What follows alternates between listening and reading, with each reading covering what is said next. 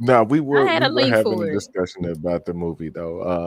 Of course, it's basically setting the world on fire right now, and for good Yes. reason. It's an original film, first of all. So shout out to that. We've been kind of Yeah, man. Cause who you got getting so many IP to not death.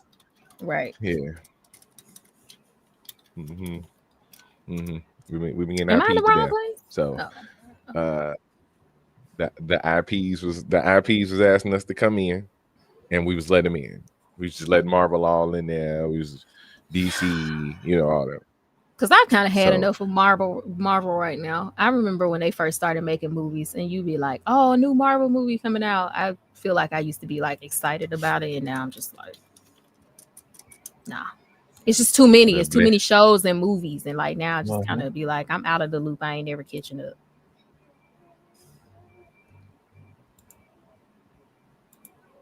I'm trying to find yeah. this link. Go ahead. So we were talking to is a lot of the appeal of the movie has been the symbolism, a lot of the black southern or just spiritual kind of religious stances, and people got hit in the Umar by this movie is what I'm trying to say. Like this movie Okay. hit folks right in the Umar. Why That's you fair. keep saying the movie hit them in they Umar? I don't like that. Explain to people what being Umar is. How about that? First of all, when you say it hit you in the Umar, please explain to me what that means. So when I say it hit people in the Umar, I'm saying that this is a particular movie that the certain things you say is going to affect a certain level of black in you. I feel like there has to be a certain stance in your blacktivity, your black journey, your black mission, your blackness to get the appeal of some of the symbols and some of the because people was talking about this was moving. Oh my God, it was life changing. It was my Yeah, soul, my body, right? yeah. And I feel like that can really only come from a particular place when watching this movie. You think so? I, But I'm gonna ask that question. Do you think people who are not from the diaspora can have that feeling from this movie? You don't think hey, you don't think someone who's not black could or would have that response to this movie? no, What about no, you, not really. Rashawn?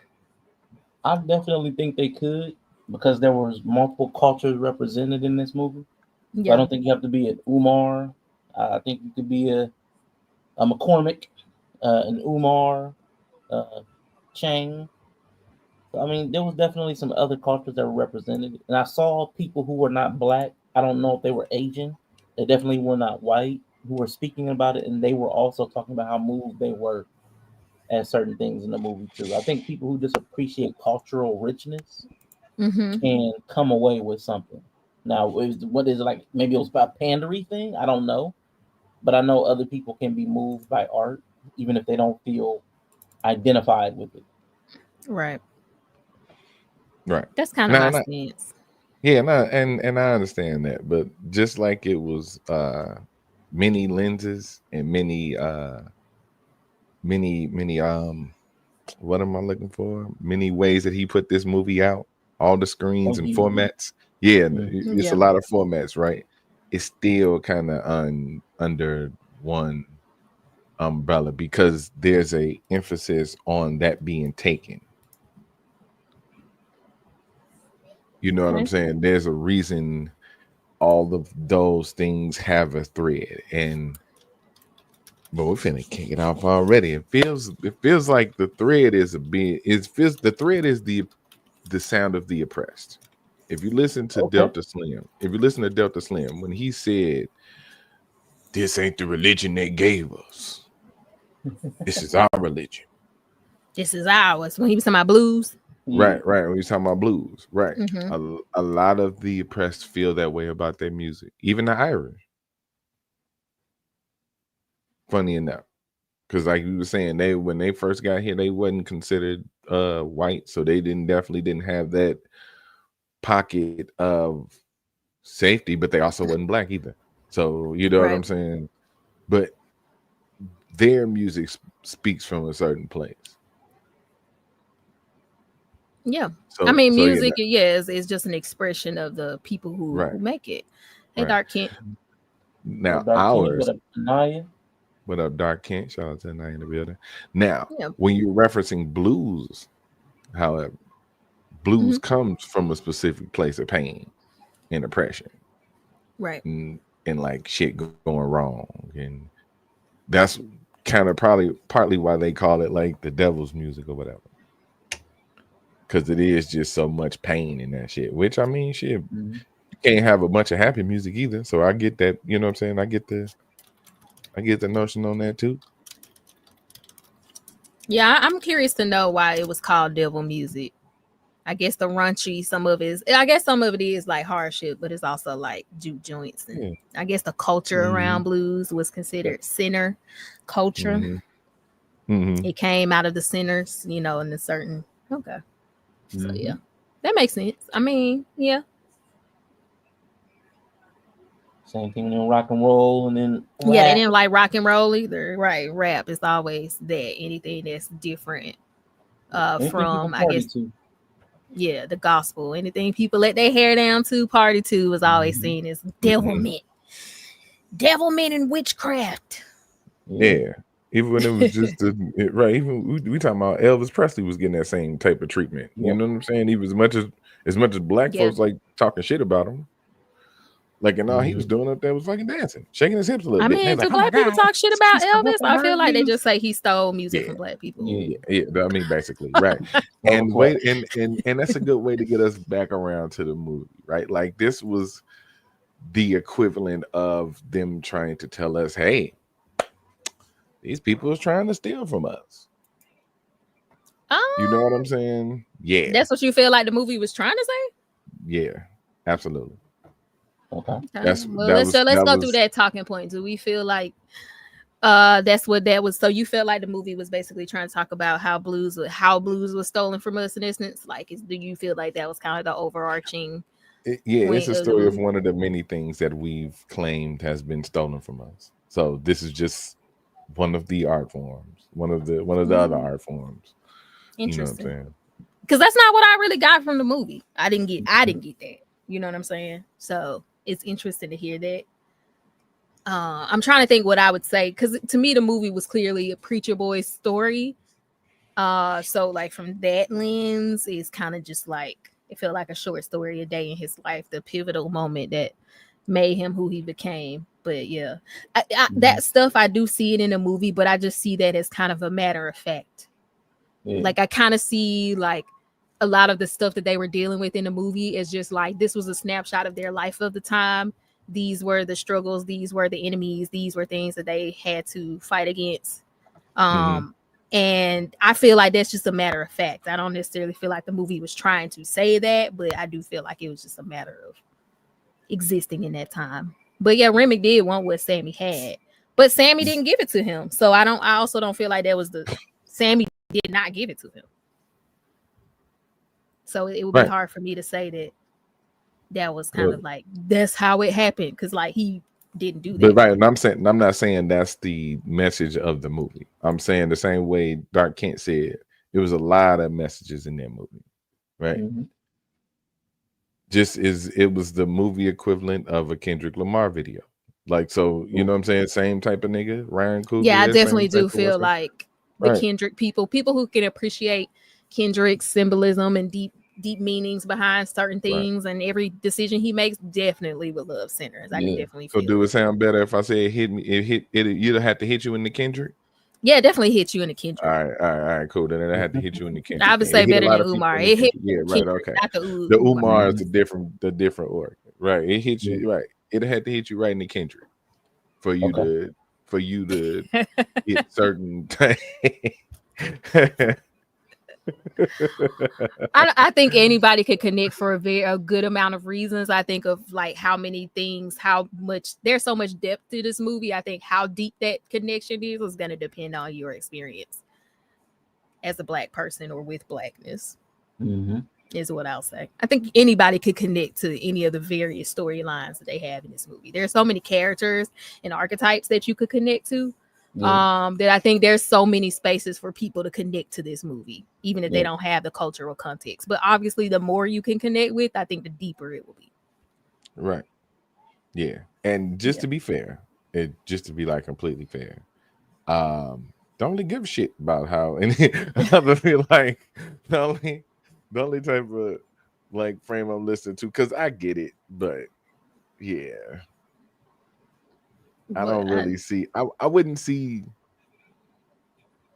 if you like movies. Yeah, I don't think you have to be. Right. Yeah, it's just like how Black people have been watching movies with not Black people in it for a long time and still can emotionally connect to those movies deeply. I would even say. Mm-hmm. I mean, probably because it was kind of made for like the general people. So. I would say.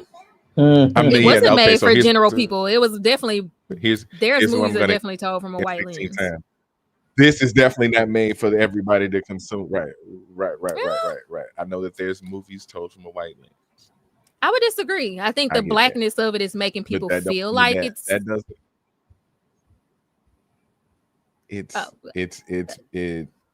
from dusk to dawn. It's being digested as such. Well, I'm just saying, but it's but generally it's like from dusk to dawn. Like if you can, if the general public can watch that and enjoy it, they can watch this and enjoy it. Mm-hmm. Right. If the skin isn't already a barrier, I mean that's in the movie and outside the movie. Skin is a barrier for a lot of people mentally. So if you just can't see Black people in the position that the characters are in, then you wouldn't be able to enjoy this film. But it generally, it has a general story that I think anybody can follow. You don't need Blackness to understand the story or follow it. You don't. No. So that's why, I mean, I think it is made for general consumption. But I'm not saying that though. I'm not I'm not saying to follow the story, because I followed the story and it didn't hit me in my kindred. Do you have a kindred? You know what I'm saying? I got somewhere down there. He said, is your kindred gland small or? Yeah. It's like when your pituitary gland. You have a kindred, or do you have a kindred? Yeah. Right. No, it's a kindred. It's a kindred. I'm in the kin. You got a K dot. It's more like what's an expendable organ? Dot of it's more K. like the spleen for me, right? Like my kindred is you need a spleen. You mean your what is that thing that gallbladder, something like tonsils. Like it's my tonsils. Let's put it like that. Yeah. You know what I'm saying? Yeah. Like I can get my kindred removed and still. Some people's kindred is their heart. Mm-hmm. You feel what I'm saying? Some people's kindred is their lungs, like vital organs.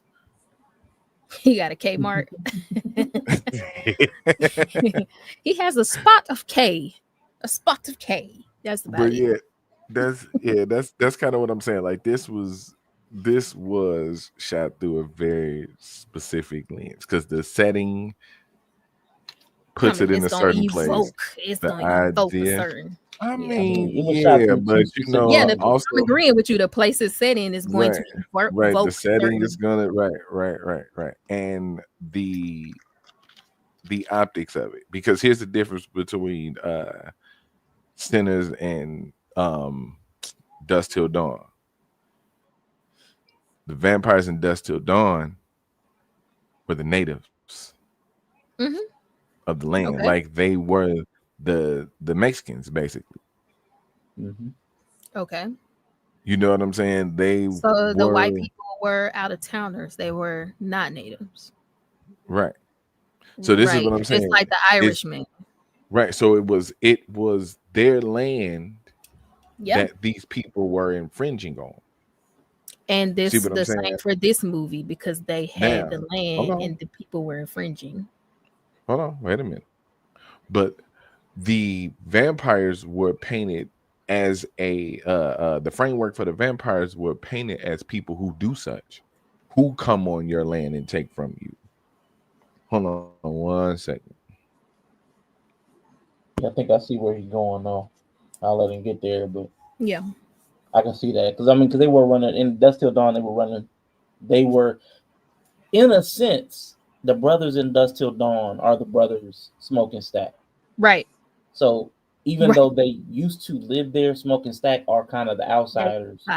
Right. I mean, as far as the comparison goes, but they're obviously back home.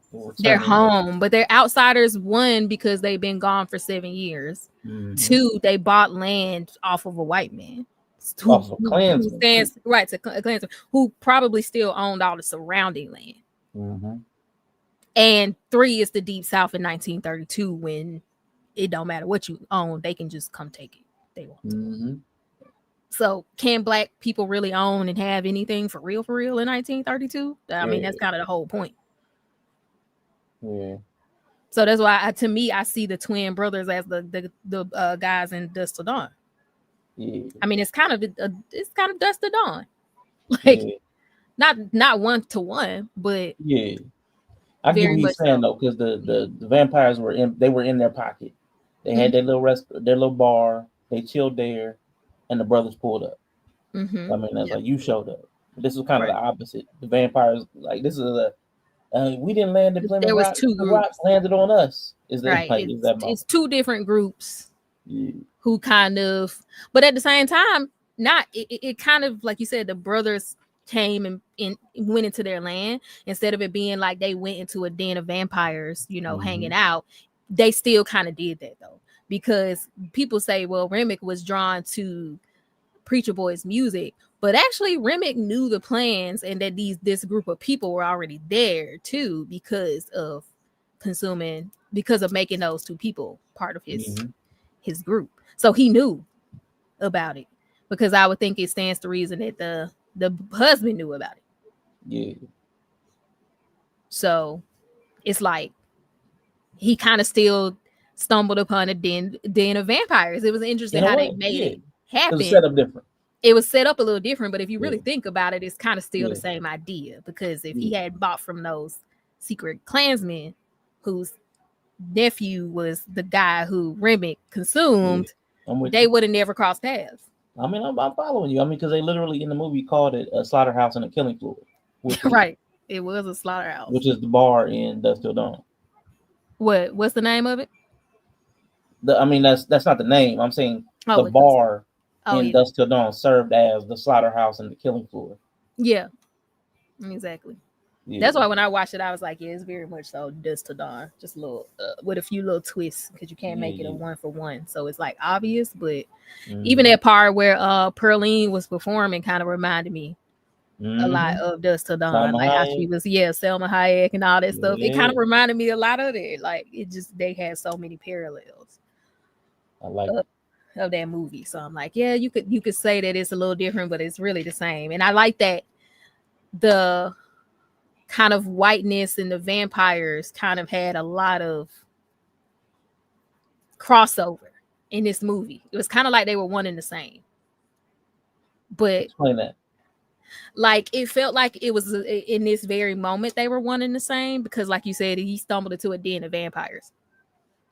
And like the vampires in this film were the white people, but not all of them. Like it's kind of hard to make that connection. That's what I was going to say. Yeah, because it, like he just did business with a white man, but the vampire came into town as an Irish man who was white, passing or white, and then he consumed 2 white people from the area who were connected to the white man they did business with. So then vampirism in this situation ended up coming to them as white people. Correct. Right. So a lot of times, like, and that's what it was like. And so then because of that dynamic, there was a lot of dynamic of like colonizing. And a lot of people saw the colonization that Remick was trying to do as a juxtaposition of colonizer, period, colonizer mentality. Now he was colonizing on behalf of vampirism, but he was a white man trying to colonize a bunch of black people, you know, on behalf of vampirism, but it still has the optics that it has. So then let me ask you this real quick. What do you think is the difference between, because I've heard a lot of people call Remy and his initial 2 colonization. Yeah. So then what are the Klansmen and the American white people? in the Because they movie. had to be different. Because like boy, like Remy said, Mhm. we can go rectify him too. Yeah.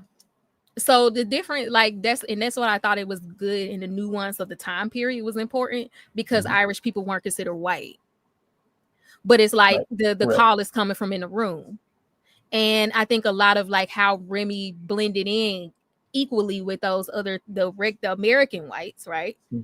Was just an idea of like that's what happened once they were able to get white privilege.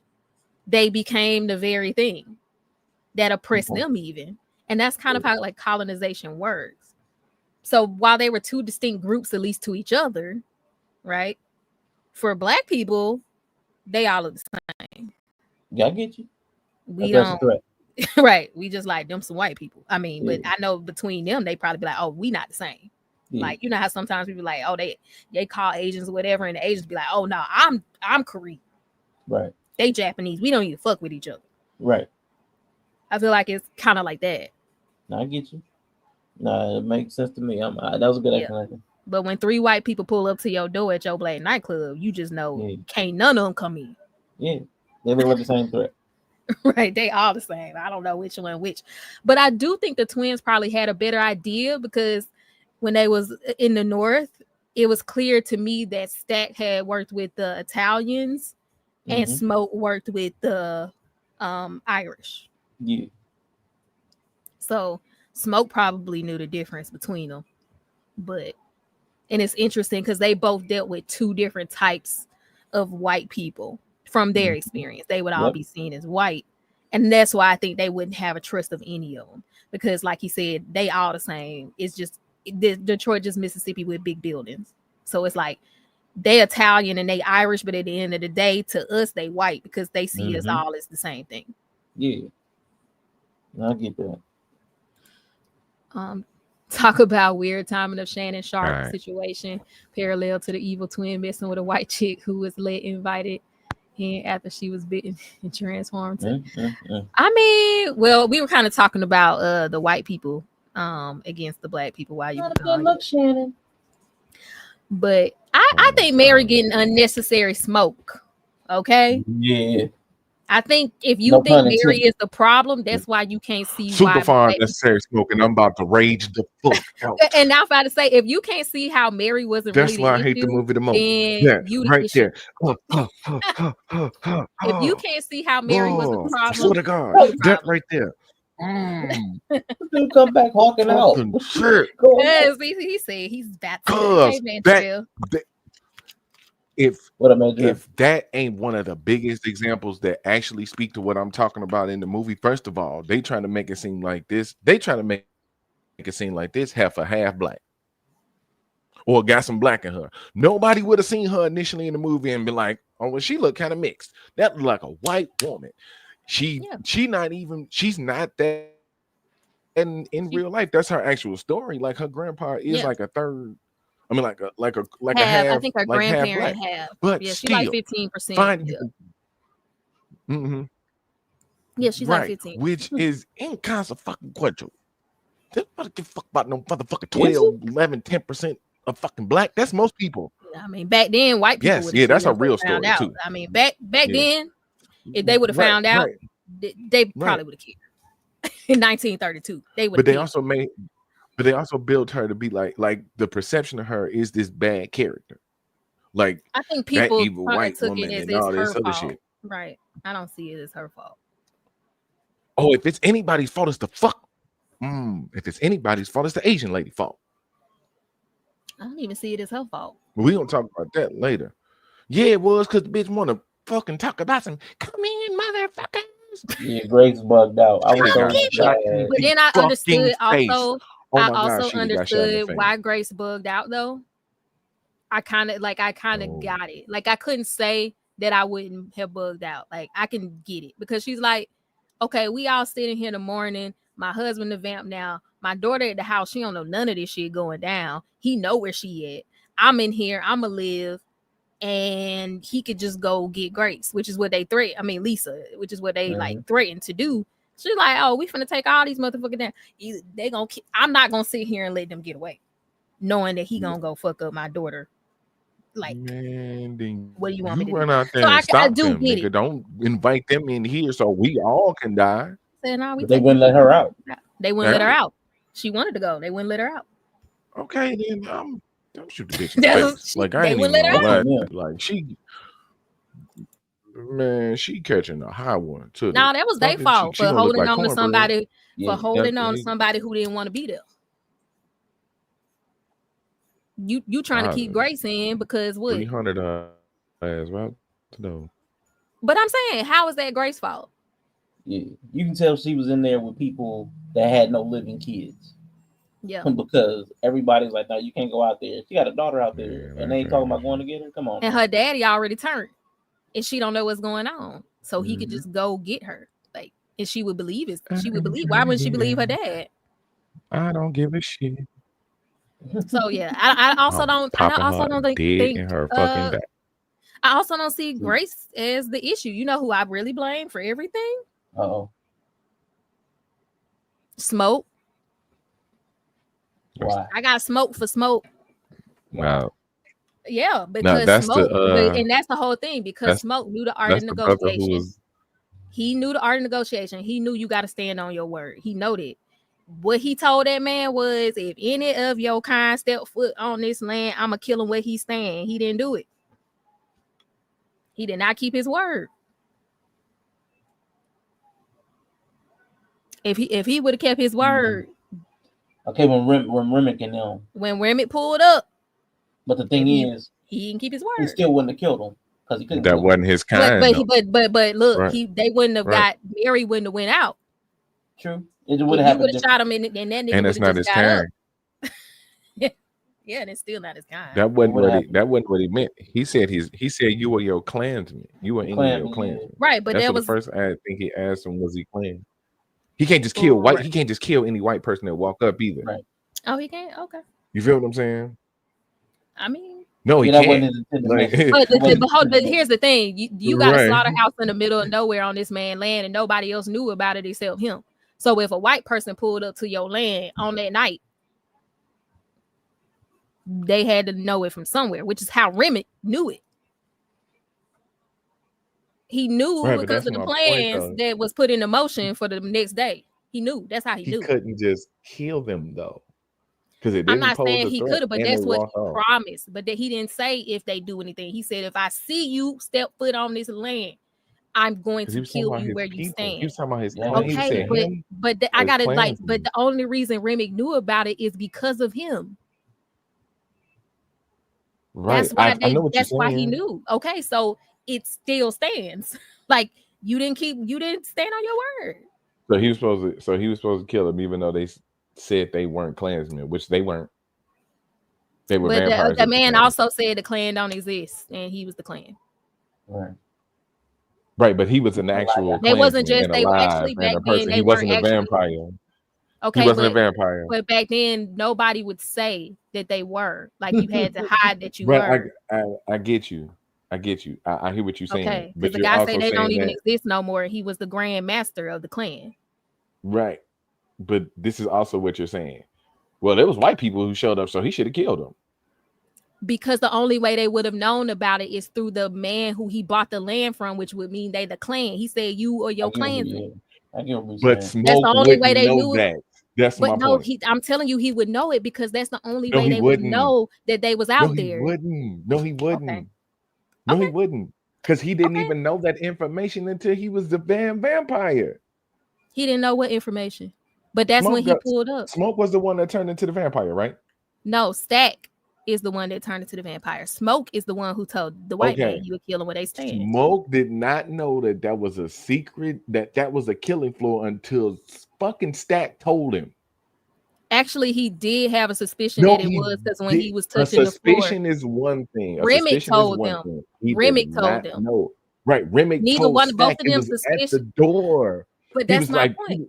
You arguing with me. I'm just telling you who I blame because he made that promise, and the only reason them white folks knew what they was is because of that man. So I'm just saying, to me, he's the one. He made a promise and he did not stand on it. That's it. He gave them too much room. He let them appeal to them. Barry went out.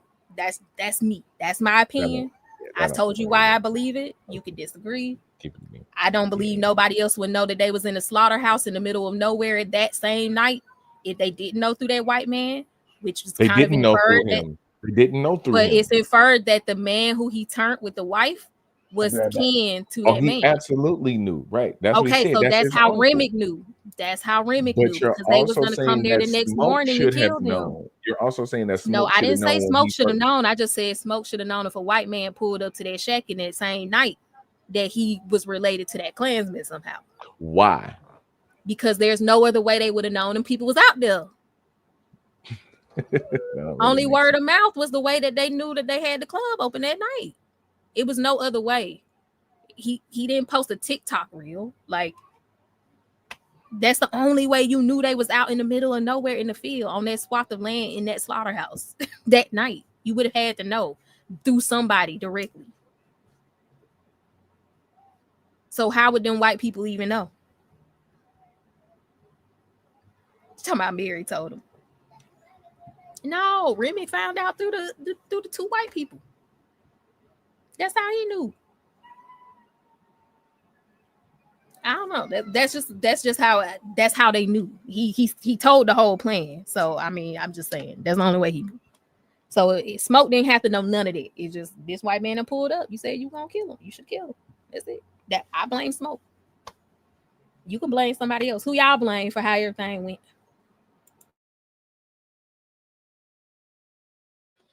I'm back. Yella, who did you say you blame?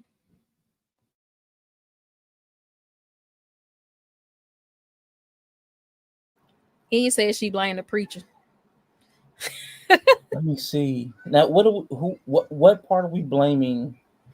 I just said the whole thing. I said the whole thing going left. I blame on Smoke because if he would have killed that man where he stood, like he promised, he said, if I see any of your kind, black people and white people weren't kicking it like that. So it's like, if I seen any of your kind step foot on his land, I'm gonna kill him where he stand. He would have did that. Mary wouldn't have went out there because they would have known something was wrong.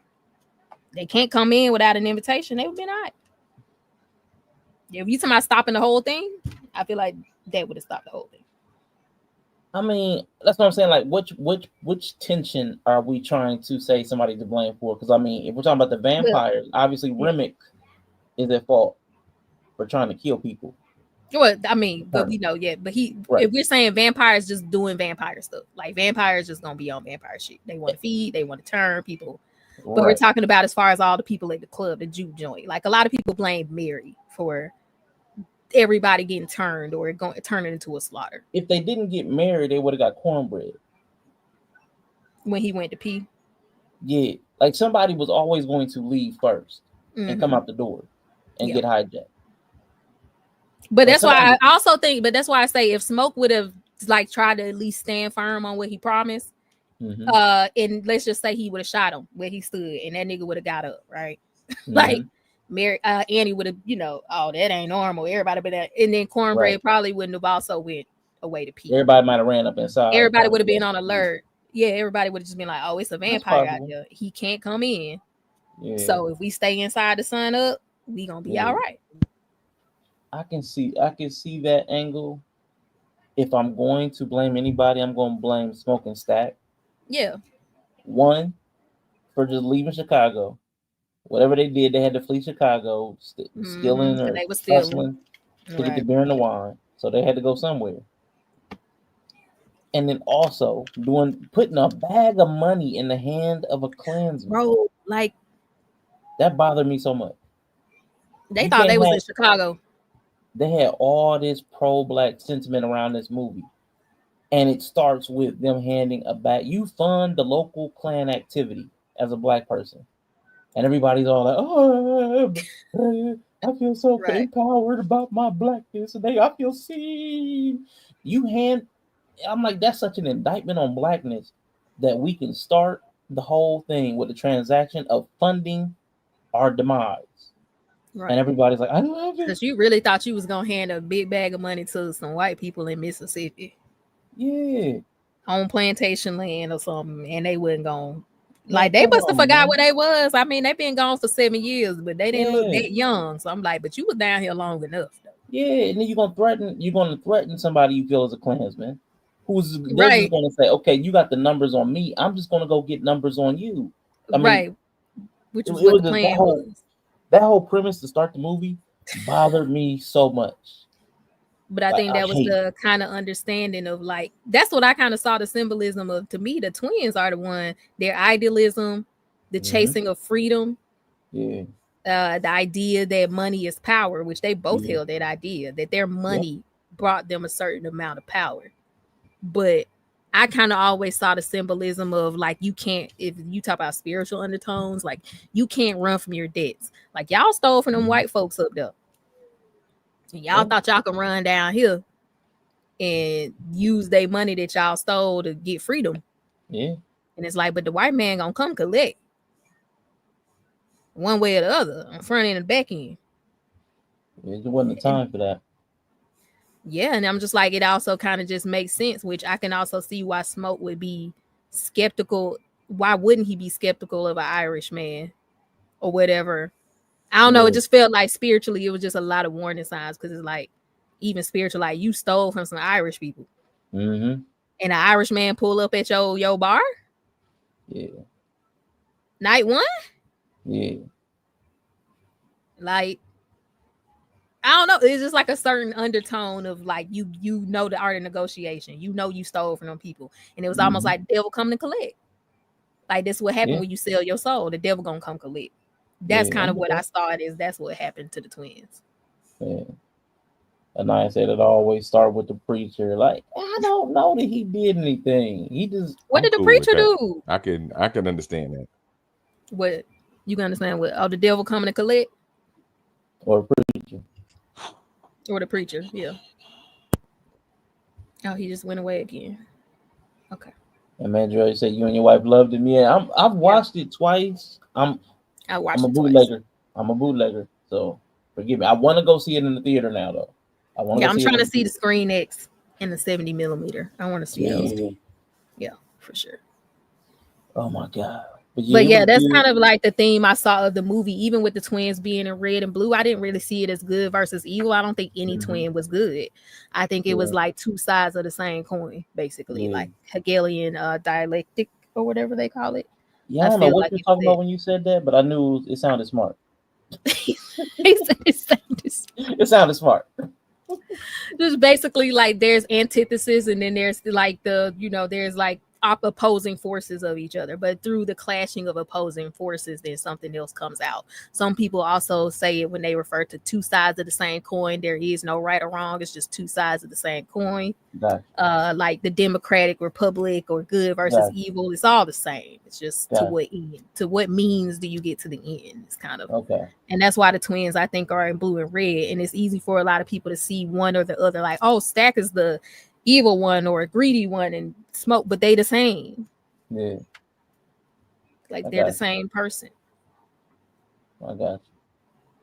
The preacher did he could have kept him from going. How could he keep him? Yeah, because that was a grown boy. He's young, but he's grown. He had to face temptation. Wasn't that his rite of passage? Yeah. I mean, he was at a crossroads. Yeah, he was at a crossroads of you can come and be a preacher. He wanted him to get a sermon, I think, on Sunday. Yep. So he was kind of at a crossroads of like, what are you gonna kind of do? Streets. He wanted to be out in the streets. Them streets don't love nobody. Yeah, he said he wanted to be outside. Yeah. He could have kept saying going with with the twins. He wanted to be outside. Outside wanted to be in him. Yep. I almost did. All right. I'm stable. I'm set. Yeah, My bad, y'all. Now you good? He said the twin. The twin in the blue had a spiritual baby mama who protected him. I mean, they both had women who were protecting them, and that's why I go back to the Mary. Like y'all be having smoke for Mary, but I think both of the women were trying to do the same thing for their respective men. Yeah, with the tools that they had available. Exactly. But neither of their tools were perfect. Right. Neither were or could keep them from what they sowed. Like, you kind of reap what you sow, or every man has to make his own choices. You can't make nobody do nothing. It don't matter if you do root work. It don't matter if you smash them. Like, you can't make anybody do anything. So I saw those two women as, like Rshaun said, they're doing what they can in their power to protect the men that they love. Like that's why Mary went and got married, because a white woman and a black man can't be out together. Mm-hmm. Like that was their whole thing. Like it was a danger to both of them for Stack to be with her. Mm-hmm. So that's why they weren't together, but they loved each other.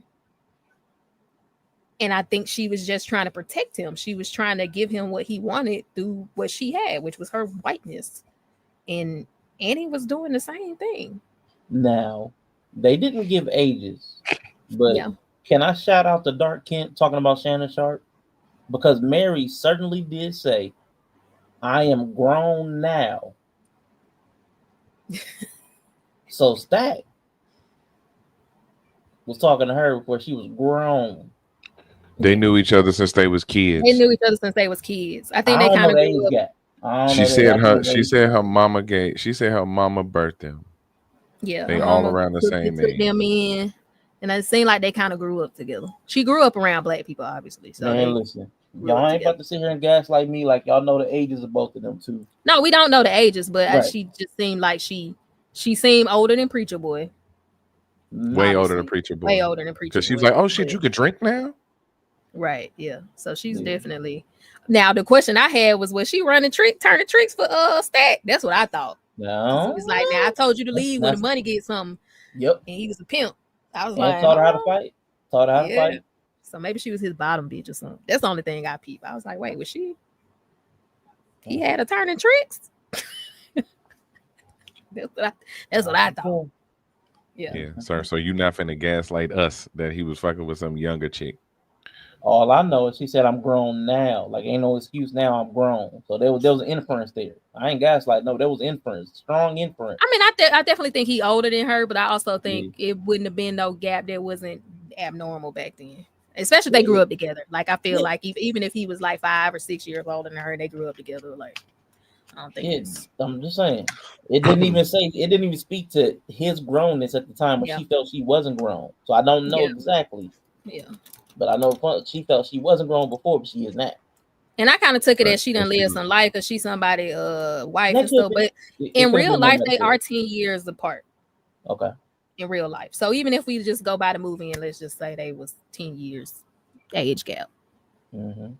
Let's just pretend the movie age gap the same as real life. They 10 years apart. Right. And he was gone 7. Yeah, he was gone 7. So I don't know. Maybe she was like 20 and he was 30 when they were smashing. And she was waiting on him. He's like, I ain't tell your goofy ass to wait on me.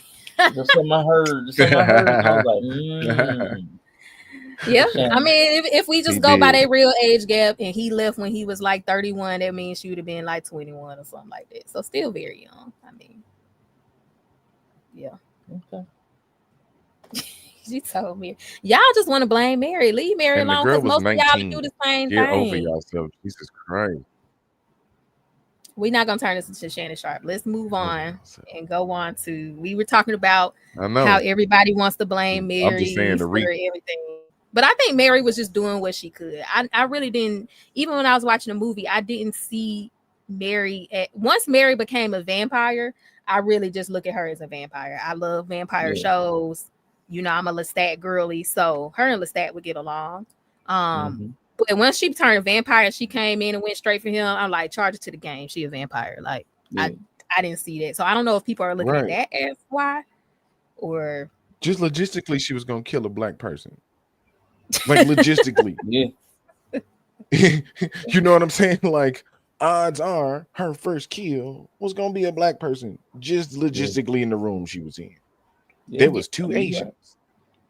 That's 2%. But even when she came in, she didn't even come in. I don't even think she was. I think she wanted her man. I think she wanted to be with Stack forever. She was obviously obsessed with him. So that's why she went straight to him and like, I'm gonna turn him, and we finna be together forever. That makes sense. So they seem to keep their motivation. Yeah, they kept their motivations. Exactly. Because Stack wanted smoke. This is the point I was making, and I had to get cut off because I had to do something real quick. All right. The idea that it's so easy to it's more or less blaming Mary because she's white. And that's my point. Like the idea was they let her up in there and she infiltrated and see she wasn't up to no good.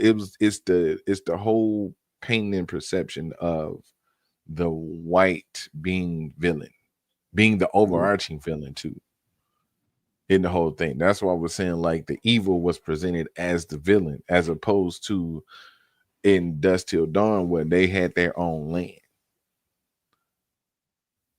You know what I'm saying? So it was more like, oh, you stumbled into their shit, you're wrong, as opposed to And they're that's why I trying to say the infiltrate twins. our And shit. that's why I saw the twins as the wrongs.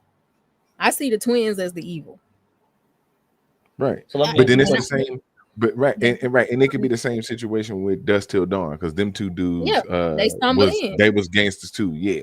Right. Yeah. But everybody's a sinner in that Yeah, situation. that's why it's like everybody's a sinner. I saw the twins as the people Yeah. Right. who started everything. But I know Rashawn was gonna ask the question. Well, Yeah, I was going to ask you, Yella. Like, do you make room or leave room for that? Like, this is the genre, like that you're talking about. Like, you're criticizing the movie for doing the movie. It's a Like, trope. this is the Jordan Peele Yeah. survival black horror. Was that a Lovecraft Country, where the horror part of the horror is the fact that you're black in a place that's hostile towards you. right. Right. So, like, you criticizing like the white person as the villain when that's kind of part of the That's point that they're baking correct. in. That's lazy booking.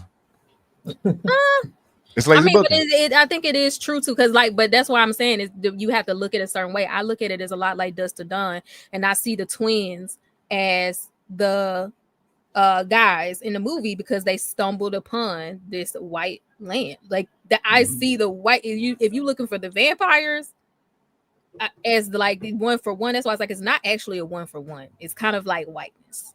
And the vampirism came through whiteness in the movie, which is why you never get no origins of where it came from, who had it first, nothing. You get none of that. But that it's the same idea. What So up, Jason? With the funk and what we got, we on lock. Appreciate y'all for popping hey in. y'all, hey. No, So is they stumbled upon they did stumble upon the white people land, the clan land. And they was goofy and idealistic to be from this. I get Like, all of that. I get all that. come on now. I get all that. But it definitely wasn't it didn't come across like that to me. So I get what you're saying. Definitely picked up on it, yeah. I get what And you're that's saying. why I instantly was like, oh, this some Dust to Dawn stuff. Like, So because they being way too idealistic for the time period we in and them claiming to come from here. Y'all be but what I'm way saying is it, and I understand what Rashawn was trying to say with like leaving room for the genre. Yeah. It's a genre, it's a trope too. And it's just like any other trope that you get tired of seeing. Because it's also the idea that, well, we're producing movies and this is what a black horror movie look like. Yeah, guess what? Yeah. I would like to digest it as not having to live through racism. Like racism wasn't the villain, or like white people weren't the villain. Vampires weren't. So, like for me personally, the dopest part would have been if the black vampires was black. Well, they ended up being black. So you did No, get I'm that. saying but I'm saying the vampires who start the whole thing is black. The people they're going after is black. Yeah. Because we don't see black on black but eventually vampire interaction. Yeah. And but I mean, for the time period it's in, I think it made sense the way it played out. Because of just how the races weren't mixing back then. I think that it playing out the way it played out made the most sense. And that's why I'm saying it actually made sense for the time period too. I mean, if you put modern dynamics in it makes sense. But back then, them people wasn't fucking with each other at all. Yeah, I mean, I get all that. But we're also blending time. We're also blaming period piece with fiction. Yeah. So, but I mean, if vampirism did show up in that time, in that town. But right, it doesn't have it that okay. So that also leans to implying too. That's implying that the vampires are white, and they start all of this. Well, no, I mean in the world. I'm just talking about in the frame of the movie. We know Remick started the chain in the movie. He's Irishman or white, right? A lot of the things that we see in this movie played out because of the cultural social structure of the time. So like Remick probably was with the Choctaw because historically they helped the Irish. Like historically, they helped the Irish in the past because the white people wasn't fucking with them. So that's probably why he was with them. Typically, the allies to Irish people back then would have been the indigenous or black people. White people wasn't fucking with them. Right. So that's why he was probably with them. And then they realized he was a vampire and they was trying to fuck his shit up. Then he ran and he saw some white people, which he maybe wasn't expecting. But I don't think he automatically assumed the white people would help them. So that's why when he saw the Klan outfit, he played to their racism. Mm-hmm. Now, because of him absorbing Klan people into his fold, he got the information that, oh, it's a whole bunch of black people just in the middle of nowhere to juke joint tonight. So I think he would just go where he know they're going to be vulnerable.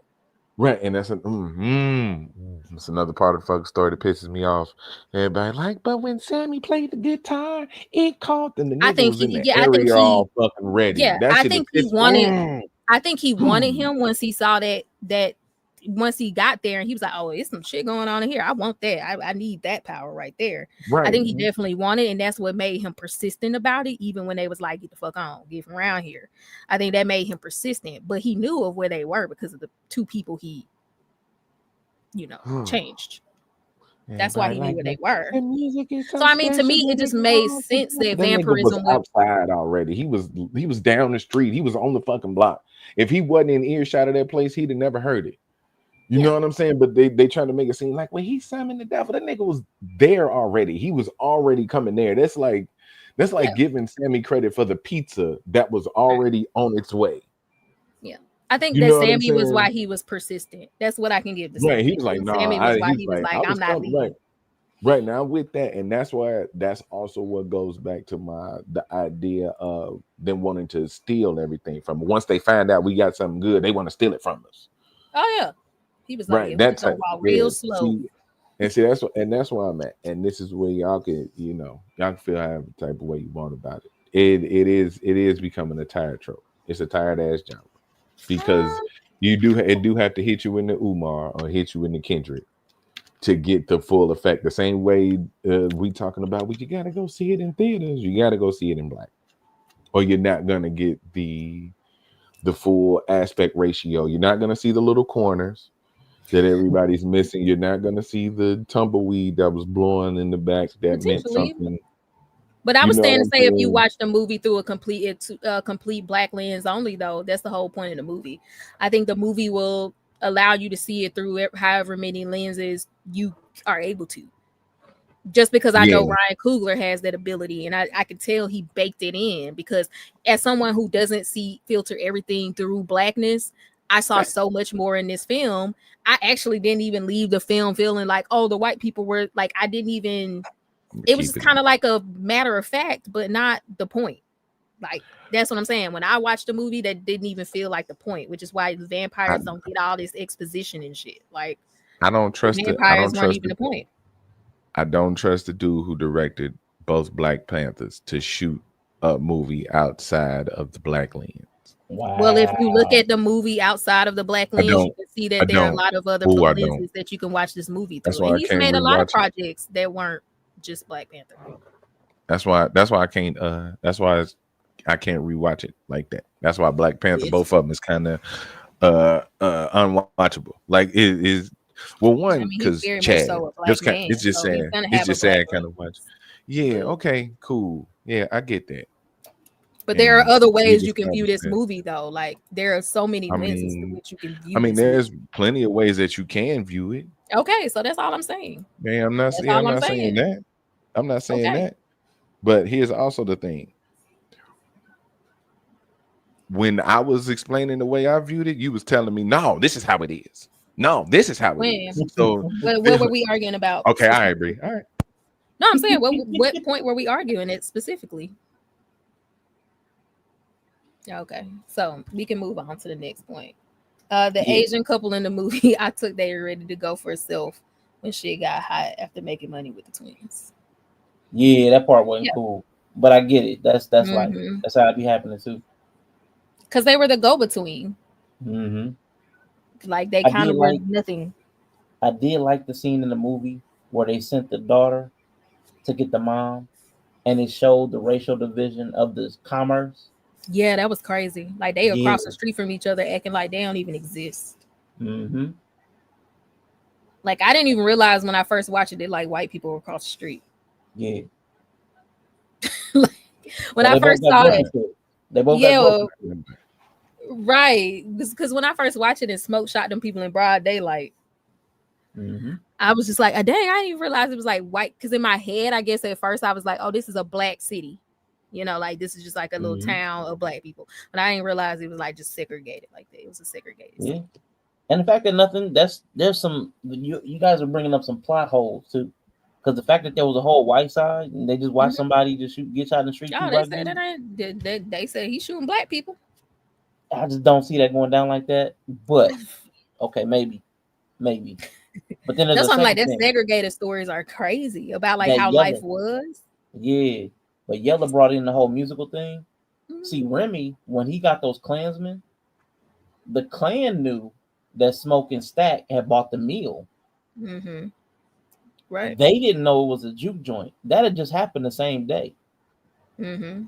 They wouldn't have known that it was a juke joint and full of people. How did they come with banjo? Mm-hmm. So I'm like, Yella brought up a whole plot hole. I'm like, wait a minute. That's why I think it was a mixture of both things. That's what I'm saying. Like, to me, it just made sense that like there was all of their wheels combined. Like, I mean, like Remick had the information that these two black twins had bought this place or whatever from them, and he knew they was gonna go back in the morning. He obviously has to feed at night. He may be prowling town for places he can go get some easy meals or whatever. But I mean, I could also assume that maybe he had watched them and saw that they was playing music, so he was like, "Oh, I need an instrument. Let me go ahead and find a way." Like, I don't know. For me, a lot of vampire lore of like the idea of they hunt people, this is what they do. I just kind of feel like I could see a vampire scoping out the place and trying to figure out the best way to get in, especially if you have to be invited in. I mean, to me, it's not too much of a stretch. So I know. Wait. I know vampires can move pretty damn fast. So you're saying they heard them play the music? No, I don't think Get back to town real quick. Like, wait, no, I'm saying like this. You're saying like that's what I'm trying to say. Like, because they would have to bring the instruments with them. Yeah. Right, they was coming to the place without prior knowledge of it being a juke joint, so that means they would have had to bring the instruments with them already. Which, apparently, being a vampire makes you musically inclined because goddamn everybody was able to sing and dance and shit. You know what I'm saying? After they got bit, so it was just like Vampire the musical around this mother. It felt good, like it was good looks, but. Right, they flew to get their instruments or something. Like they zoomed possibly back to the or if he saw them moving earlier, like in the evening. They so they had to wait till nighttime. No, I'm talking about because it was nighttime once they started. I'm just saying, like when the evening settled, we know that the people got turned right kind of at sunset. Mm-hmm. So from the time between when they turned to then, they didn't show up as soon as the place opened. I mean, they were like kind of good also and going went around the corner either. He didn't hear the music until he was like, I don't know the distance. All I'm saying is in my head, the reason it didn't trip me up in the movie was because of that. Like if he's a hunter and he probably scoping out how many of them, like blah, blah, blah. It was just easy for me to bake in that a vampire would try to scheme to figure out how to get into this place. Like let's go get banjo. Let's say we're a band. Like what I will say, because this is a new thought, a new plot hole that Yella kind of put me onto. I will give room because Smoke left a whole gang of guns and grenades just in a trunk outside. Right. Maybe some other people left instruments outside too, and they just retrieved them from cars out there. They saw them, grabbed them out of somebody's car. So I'll bake that in as a possible plot hole.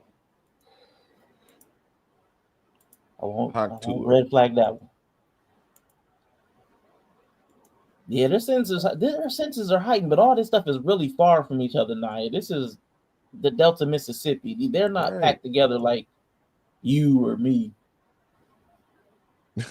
Like right. That's what I'm saying. Like they wasn't just at the Clans dude's house and heard this music from down the street. They was in the area headed to this place in the first place. So they were already there. If they were that fast, they'd have just zoomed there that fast. So they walked a normal pace there, but then they zoomed back to go get some instruments and shit, and then zoomed. I get it. I'm not gonna harp on it because I understand it's a plot hole for necessary sake. I'm just nickeling on that one. But because that is possible too. They do move fast as hell. So if they was walking at a normal pace, if they wanted to zoom, and I can see they musicians and stuff, like you said, it was a bunch of suppliers were still outside. They could have, you know what I'm saying, scoped a little bit. I give you that. Just it's too convenient. It's too convenient to work with the overall thing that I'm trying to point out. Just like how evil and bad they are.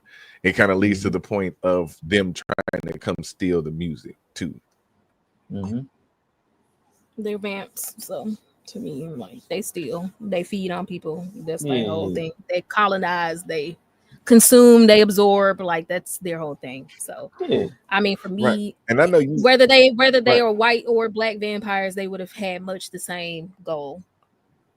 Right, and they hit you in the Lestat. So I know what that means. That hits you in the Louis. They hit you in the Louis. So that's why I thought it was. Well, that's why I thought it was such a great movie because, like, once again, you can look at it through a lot of different lenses, and I like that a lot of the vampirism being the same as Christianity. Yeah. They established that from the beginning. Like this vampiric nature is built into Christianity, into whiteness, into colonization, into this vampiric nature exists in a lot of different things. Like they established that from the beginning of the movie. All the things we specifically call evil. So it's like that's why the sinners. It's relative. Right. I mean, it's subjective. Like sinner, who's the sinner? Well, that depends on who the saint is. I think a lot of the people that we talk about, and a lot of like the perception that I have a problem with is that you would have to remind them that everybody was sinners in the movie. Yeah, I'm not talking about you see what I'm saying? Have takes I don't like. I'm just talking about my take. Like the reason it's sinners is because who's the sinner is going to depend on who you think the saint is. Who the saint is going to depend on which team you on. And that's the whole idea of the movie. I don't think it was written that I'm with you. Like I'm not saying the opposite to disagree.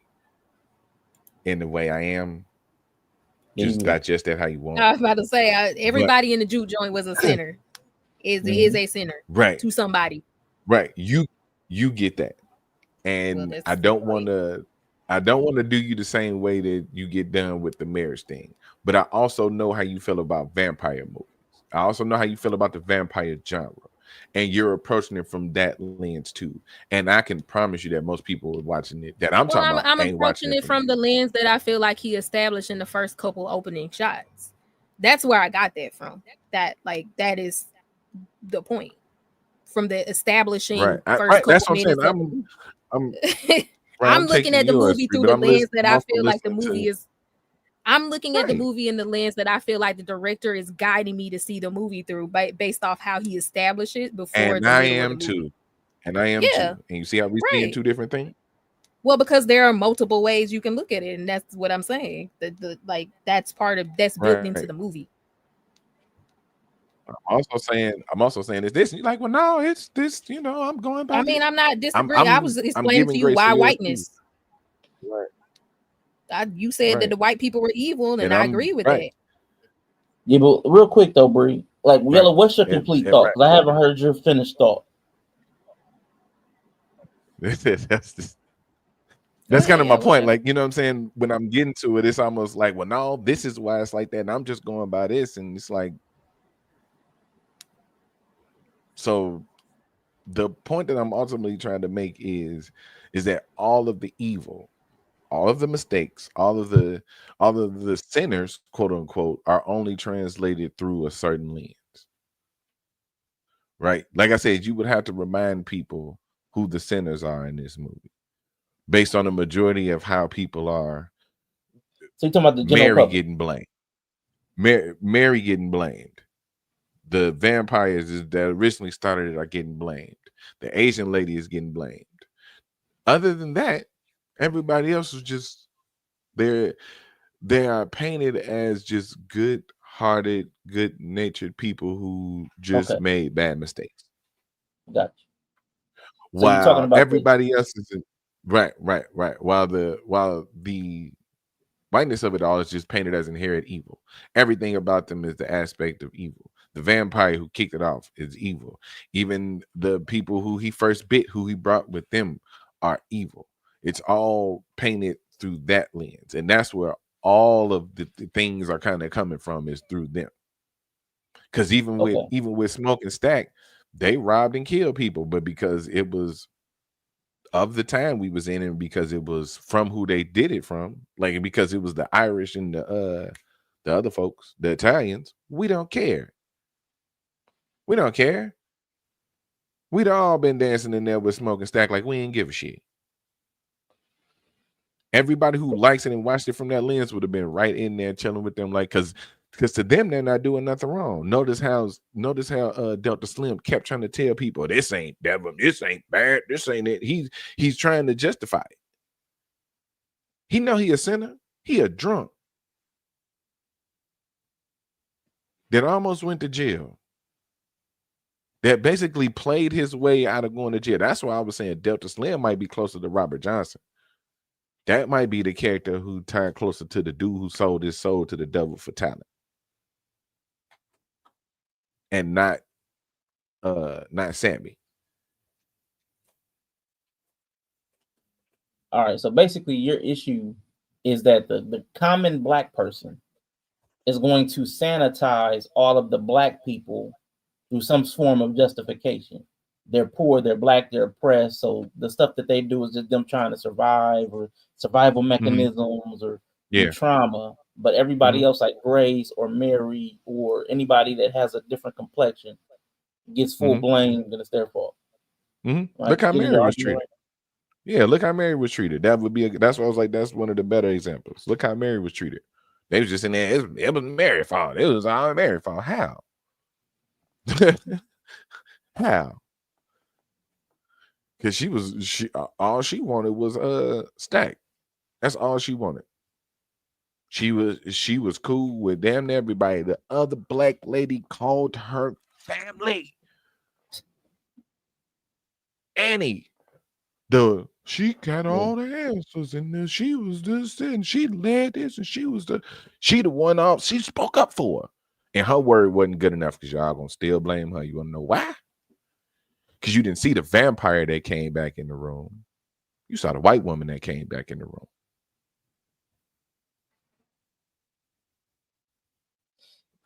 And it stopped your perception. You see what I'm saying? It stops you seeing the actual facts.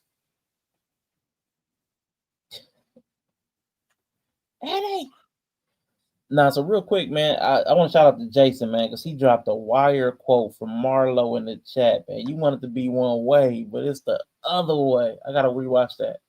And to Mandrill, man, he made some compelling points. And that's actually, now this is something I'm gonna say. I don't know if Mandrill's still here, but I actually think, and I don't think anybody's gonna rock with me. I know Anaya didn't when I said it. The real villain of this movie is blackness. That's the real villain for me. Now we can unpack that later, but let's move on. Let's move on. We can come back to that. Keep chanting Annie. She ain't did nothing but be fine and thick. Yeah, thick and fine. Ain't did nothing but be thick and fine. She tried. I ain't knocking the effort. But I don't know how you could look at it the spirit sense. Yeah, I also, we had this conversation off the show, but like I think depending on which lens you relate to or think is right, if you're a person who has beliefs and you believe that belief makes you right, you could probably find a lens in this movie in which you're right, and you're going to be able to find evidence to justify that stance. So if you think the Christian lens was right, then you'll be able to watch this movie through a Christian lens. If you think blackness is right, you'll be able to watch the movie through a black lens. If you practice hoodoo, you'll be able to watch this movie through a hoodoo lens. If you find justifications that each path led to whatever, like you can watch it through all those different ways and see it. If you think money and power is the way or domination is the way, you can find that. So I think that it's layered in that way. And do you think sin justifies the end? Like if a person's a sinner, are they condemned? Are they worth saving? What makes a person worth saving? What is it to really be saved? What is it to really be free? Like I think all of those things are explored in the movie. So you can probably watch this movie 4 or 5 different ways. Oh yeah. And have a different story open up to you each way. Yeah. Yeah. That's kind of how I see the movie. Yeah. And I'm with that too. That's what I'm saying. My stance ain't the way you should watch the movie. That's just how I saw the movie. So now I'm with you on that too. Yeah, and I think the way you see the movie, the most forefront lens is probably telling you what your lens is. Yeah. As with most art, like the interpretation you get is kind of more insight into you, not necessarily the set way the media is. Sick of you niggas. So yeah, in the chat, tell me how y'all saw the movie. What lens did you see the movie through? Like I can tell a lot of people watched it through a Christian lens. Some Christians didn't even make it through the damn movie. Right. I'll say spirituality more than Christian because I have to say more spiritual people could rock with it. Yeah, spiritual people definitely could rock with it. I don't think the Christians probably didn't make it through the movie too much. Yeah, I don't think nobody with an actual type like by the book, by the Bible. Thing with that, I don't even think that would even rub in the right way because, like, it didn't rub. The preacher was the clear-cut bad guy because you stop him, you stopping Sammy from shit. You talking about in 2025? When we talking about all these people who hold you back and stop this, you ain't gonna stop my shine and all this other shit. You can't say his daddy wasn't wrong though. How his daddy interpreted what was the experience. It was through that certain lens. But if Sammy would have went to that place that night, he would have never tasted freedom. But he also wouldn't have played that same song. He also wouldn't have lived through that. Because like at the end of the movie, when you see the scene where he's like, that was the best day of my life before the sun went down. He's like, I actually felt free. I actually felt he's like, I actually tasted freedom that one time. Like, and so if he would have listened to his dad, he would have never tasted freedom. Was tasting freedom worth that night? What happened after it? That's up to him. But it's like, he wouldn't have went through that if he would have listened to his dad. But he also wouldn't have tasted freedom. But freedom comes at a cost. Yeah.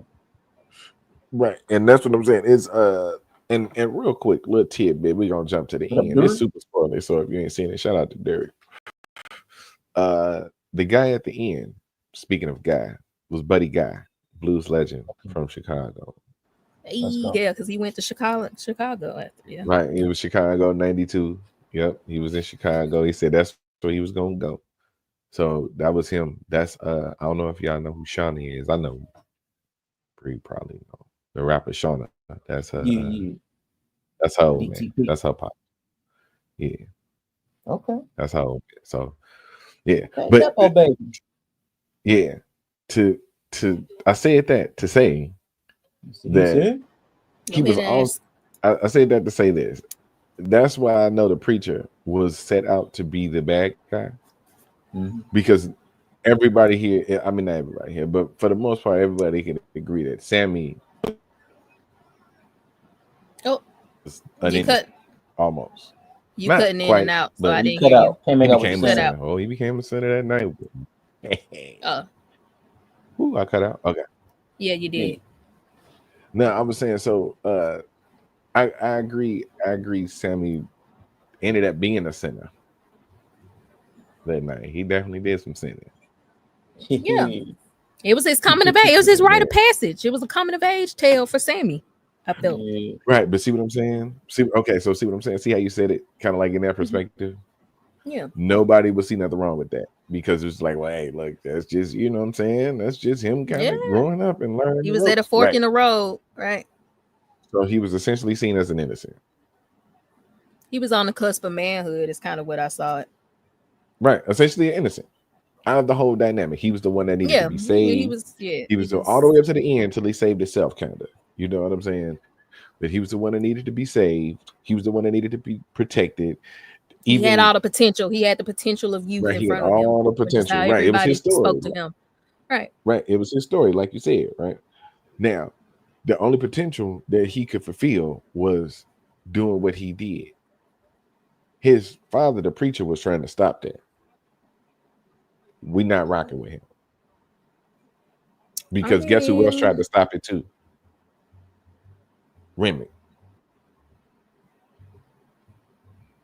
So now we're not rocking with him because he's trying to stop Sammy from playing the music. We're not rocking with who? With the preacher. That's why it was like, no, the preacher couldn't. If you view, no, the preacher definitely was not painted to be. I was just saying, if you viewed the movie through a Christian lens, his father wasn't wrong completely. Like if he would have listened to his father, he would have avoided this whole situation. And for people who are looking at it through that lens, that is good. To not have to have gone through this and almost die and see all your friends and family die and blah, blah, blah. If he would have listened to his father, he would not have had this experience. Therefore, what his father told him was not wrong. Okay. So do you think the people who watched it through that lens will feel the same way that majority of people who watched it feel? Like this transcendent, life-changing... That the dad was... Right.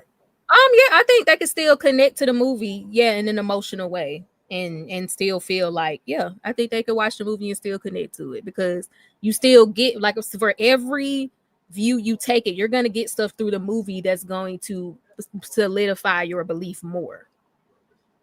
It's not like you only see Christian imagery at the beginning of the movie and at the end when the daddy there. So you're going to see Christian imagery and stuff through an allegory throughout the movie to solidify your stance. If you can recognize it. If you can recognize it. Yeah. That's probably because you got to think the way you're used to seeing it. Right. If you're looking at this movie as a Christian, they're sinners. They're in a den of sin.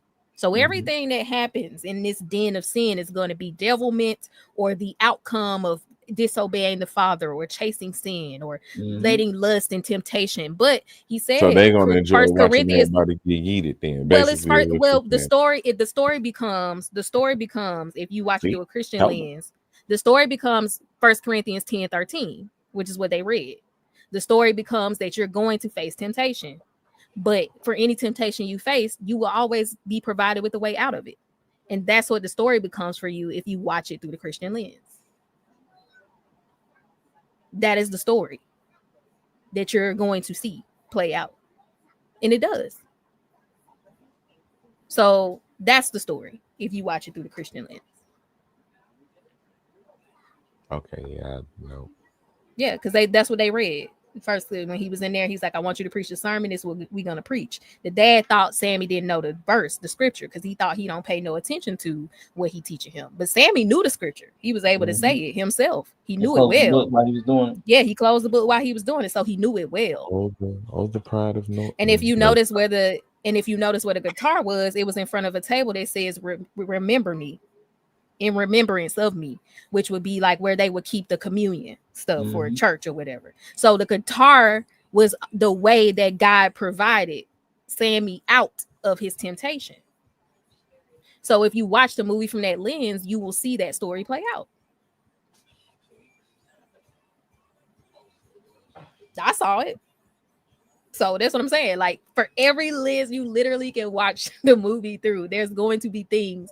It's going to be a cohesive story through each lens. And that's why I was like, this is an amazing movie.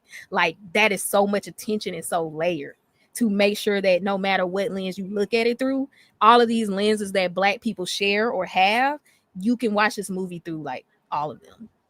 And it's not going to feel like you don't see it. Yeah. Did his father tell him reasons why not to play the guitar? Yeah, his dad told him why he don't think he should play it. Did he? Right. Because he said it's going to bring the devil. He said it's the devil music. If you keep tempting the devil, one day you're going to meet him. Yeah. No, is that okay? Wait. Did he say the blues? Was he when he said that? No matter how he said it, was he talking about the blues music that he likes to play, Yeah. or the guitar? Because he allowed Sammy to play the guitar in church. Yeah, he was talking about that blues music he liked. Okay, so that's different. So I mean, that's Yeah. not a reason not to play the No, guitar his because dad Sammy can wasn't play the against the guitar in guitar. church. Yeah, I don't see him being against the guitar because he had the guitar over there and he knows Sammy played the guitar. Right. I think he also knew it was his brother's guitar, even though Sammy didn't know that. And I think seeing the twins come meet Yeah. Sammy, I think he didn't want Sammy fucking with them twins either. So I'm Yeah. gonna agree that I don't think the dad had an issue with the guitar because like Rshaun said, a lot of the biggest blues players grew up in church. They were preacher kids and they played music in the church. So like So- that's what they thought they should use their gift for, the church, not to play devil music. So I think it was the So- blues. Where I'll say I'll agree with both. Here's my argument for the guitar. The story behind it. That Smoke and Stack told Sammy. They didn't tell him the truth at first. Remember, Yeah, they Stack told him, told that him it was somebody else's guitar. Stack they lied to him. won it off, right? They won it off a guitar player. Right. Then they didn't tell him about what happened to their father, because I think one of the twins killed the other because he was beating on the other twin. Yeah, Smoke Can't killed their remember dad. Right. Yeah. And you didn't find that out all the way to the end. And who was the one that lived as a human? Smoke was the last one living. Smoke was the last one. I'm trying. I can't remember. It's the same nigga. So, Stack lived as a vampire. right. Yeah. All right. That was a vampire. Or just say so, the colors red or blue. Moke told him to put the damn guitar down. He didn't do it. Mm-hmm. Yeah. Because he He said, said, "That "Very guitar got out. belonged to my dad." Yeah. Put that guitar down, man. Let it go. And he didn't. Nope. Same thing his father told him when he got to the at the end, when he got to the church. He said, "Put the guitar down." Mm-hmm. Said nope.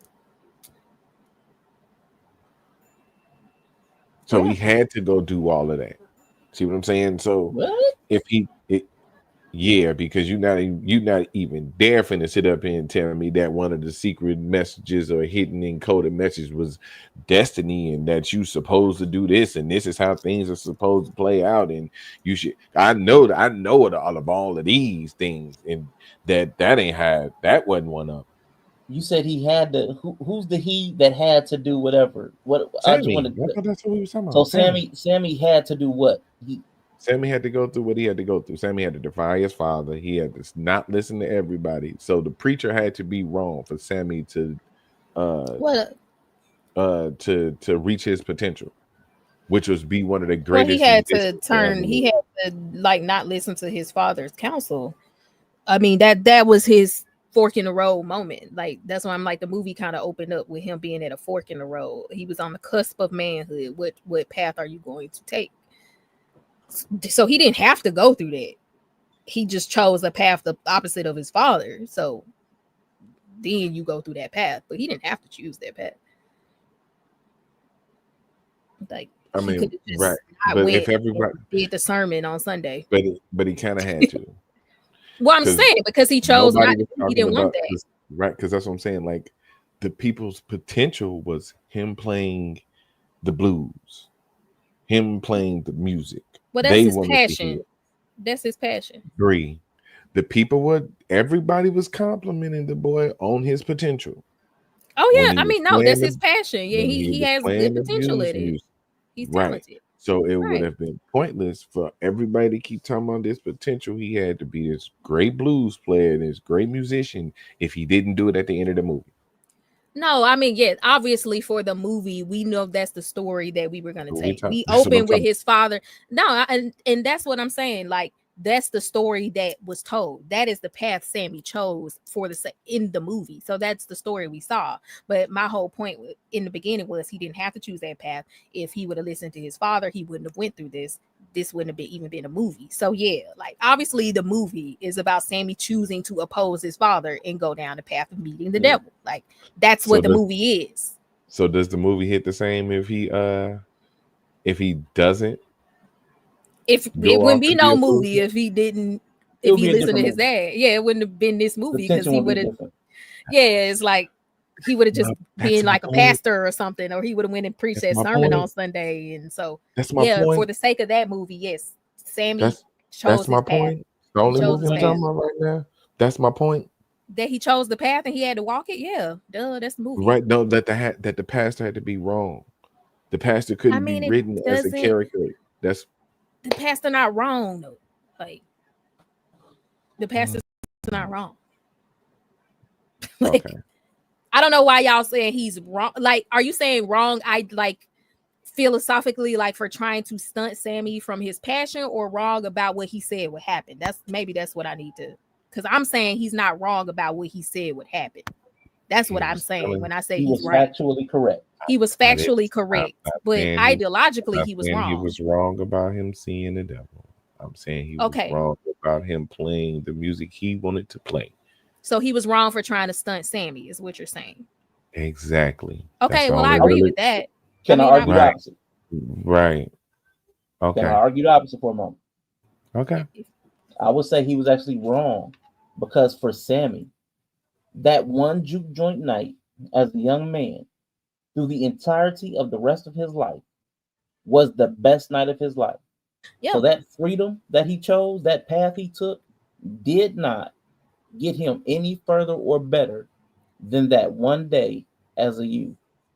So I would say that's not a path of Sammy success. No was matter how wrong. much money he had, no matter how much fame he had, nothing Yeah. equaled the joy he had from the time he woke up to the time the sun went down that one day as the 19, 20-year-old boy, young Yeah. man.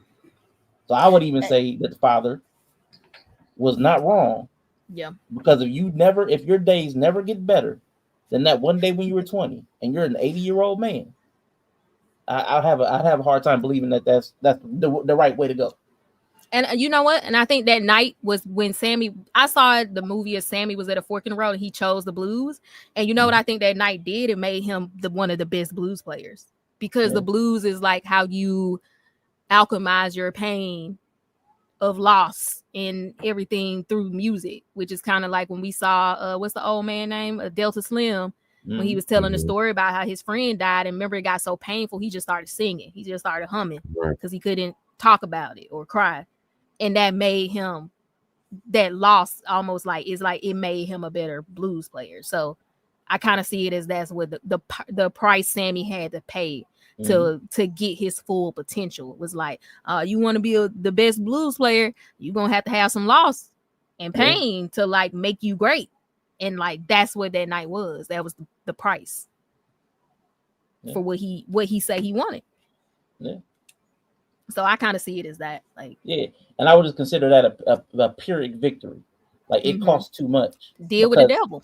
Yeah, he dealt with the devil. He became the greatest, so he had the greatest blues to produce the greatest blues. Exactly. But that tamped down the joy for the rest. It muted the rest of his life. That no day became better than that one day. And that's what they say when you make a contract with the devil. It's like you get what you want, but it's like, when you get to the other side. So that's what I mean. If you watch the movie through the Christian lens, you can see, you know what I'm saying? You can see it play out through that Christian lens, which if that's how you watch the movie from front to back, you will see that. Like you will see that Sammy got what he wanted, but he paid a heavy price for it. And that's what the Christians always warn about, dealing with the devil. Okay, you want to choose the devil, you're going to make a deal with him. I mean, we all know he makes shady deals. And I feel like that's the story. Like, I think it's great. I don't practice Christianity. It's the practice of another group of people's God is technically not black folks, our original religion. Okay, yeah, so you watch it more through the hoodoo lens, right, Dark King? I would imagine that the hoodoo symbolism spoke more to you, or you could follow that through line through the whole movie. And I'm sure you can find plenty to support if you watch the movie from the beginning to the end through hoodoo. The principles that are there, you're going to see that they probably held up through true through the movie.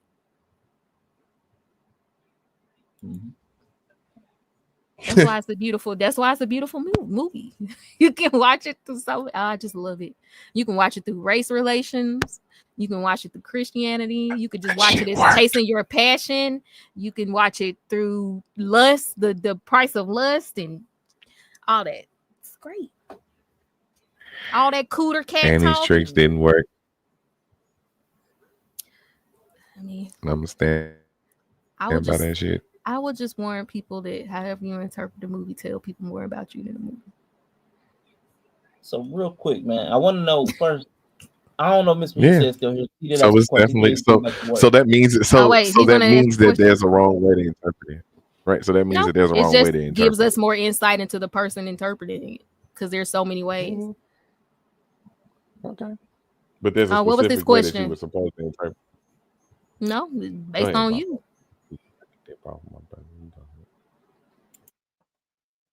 So Mr. He said I had this question. I don't know if he's still here because he said he had to get back to work. But vampires can only enter when invited. Do y'all think people mostly invite the chaos that enters their life? What y'all think? Yup. Cause they don't No. stand on what they say. And they don't live true to the principles they move through life with, or they move through life with no principles. So, yeah, I agree. No. I doubt most people invite chaos into their life because that's why it looked how it did. That's why Mary was able to get in because he didn't expect Mary to bring chaos in. So now most people now they just if you're chaotic, then yeah, you're more than likely gonna invite it in because that's what you want. I don't think most people with good sense or most sensible people, most reasonable people ain't inviting it in. And I land, I guess, in between. So I'm going to give it like 75%, like 75-25. Because, yes, there are the group of people that do invite chaos. They like, some men just want to watch the world burn, and women. Absolutely. But out of most sensible people, most of them do not have the self-awareness or the situational awareness to not invite chaos. So in an attempt to get a need filled or a desire filled, they invite chaos because they don't know what chaos looks like, or whatever word you want to replace chaos with. Damage, harm, trauma, whatever word you want to throw there, some negative consequence is coming with the thing they're inviting in. Like again, like Mary, you don't know that you're inviting in a vampire because you don't have the awareness. There's some knowledge you lack. There's some knowledge you don't have, but you are inviting it in under the disguise of something familiar to you, a familiar pattern that you've been practicing since childhood, a familiar type of relationship, whatever, Like whatever it is. cornbread. I think that's what cornbread represented in the movie. Like I think the level of awareness kind of thing, because like you said, the familiarity he had with Mary, he didn't even realize she was different when she walked up. Yeah, he's not paying attention. But she Whereas wasn't Annie, different. He invited her in. Yeah. She didn't ask directly, like, "Can I come in?" She kind of just right, like talked to him, and their familiarity let her in. yeah. So that's that subtlety Right. that Yeah, But it it's like wasn't. subtlety, But right? that's it. But but that. But she wasn't a vampire first, so it's not like Yeah, they that's what let I'm her saying. in knowing she was chaotic. Right. He didn't know, but it was I'm the familiarity that made him not see that she came in different. right. Right. I'm translating more what I hear what bro's saying, but I'm seeing it more as you and the first time she came in, she was a vampire, and you invited her in. Yeah, because but Rshaun is saying most people miss it unless it's overt. Right, but I'm saying how again, how But are you we still supposed invited to? it in. Right, how are we? Okay, so and that's what I'm saying. Like that's why I say most people don't, because if it's under the guise of like Mary, there's no reason to even. She's already proved herself not to be a vampire.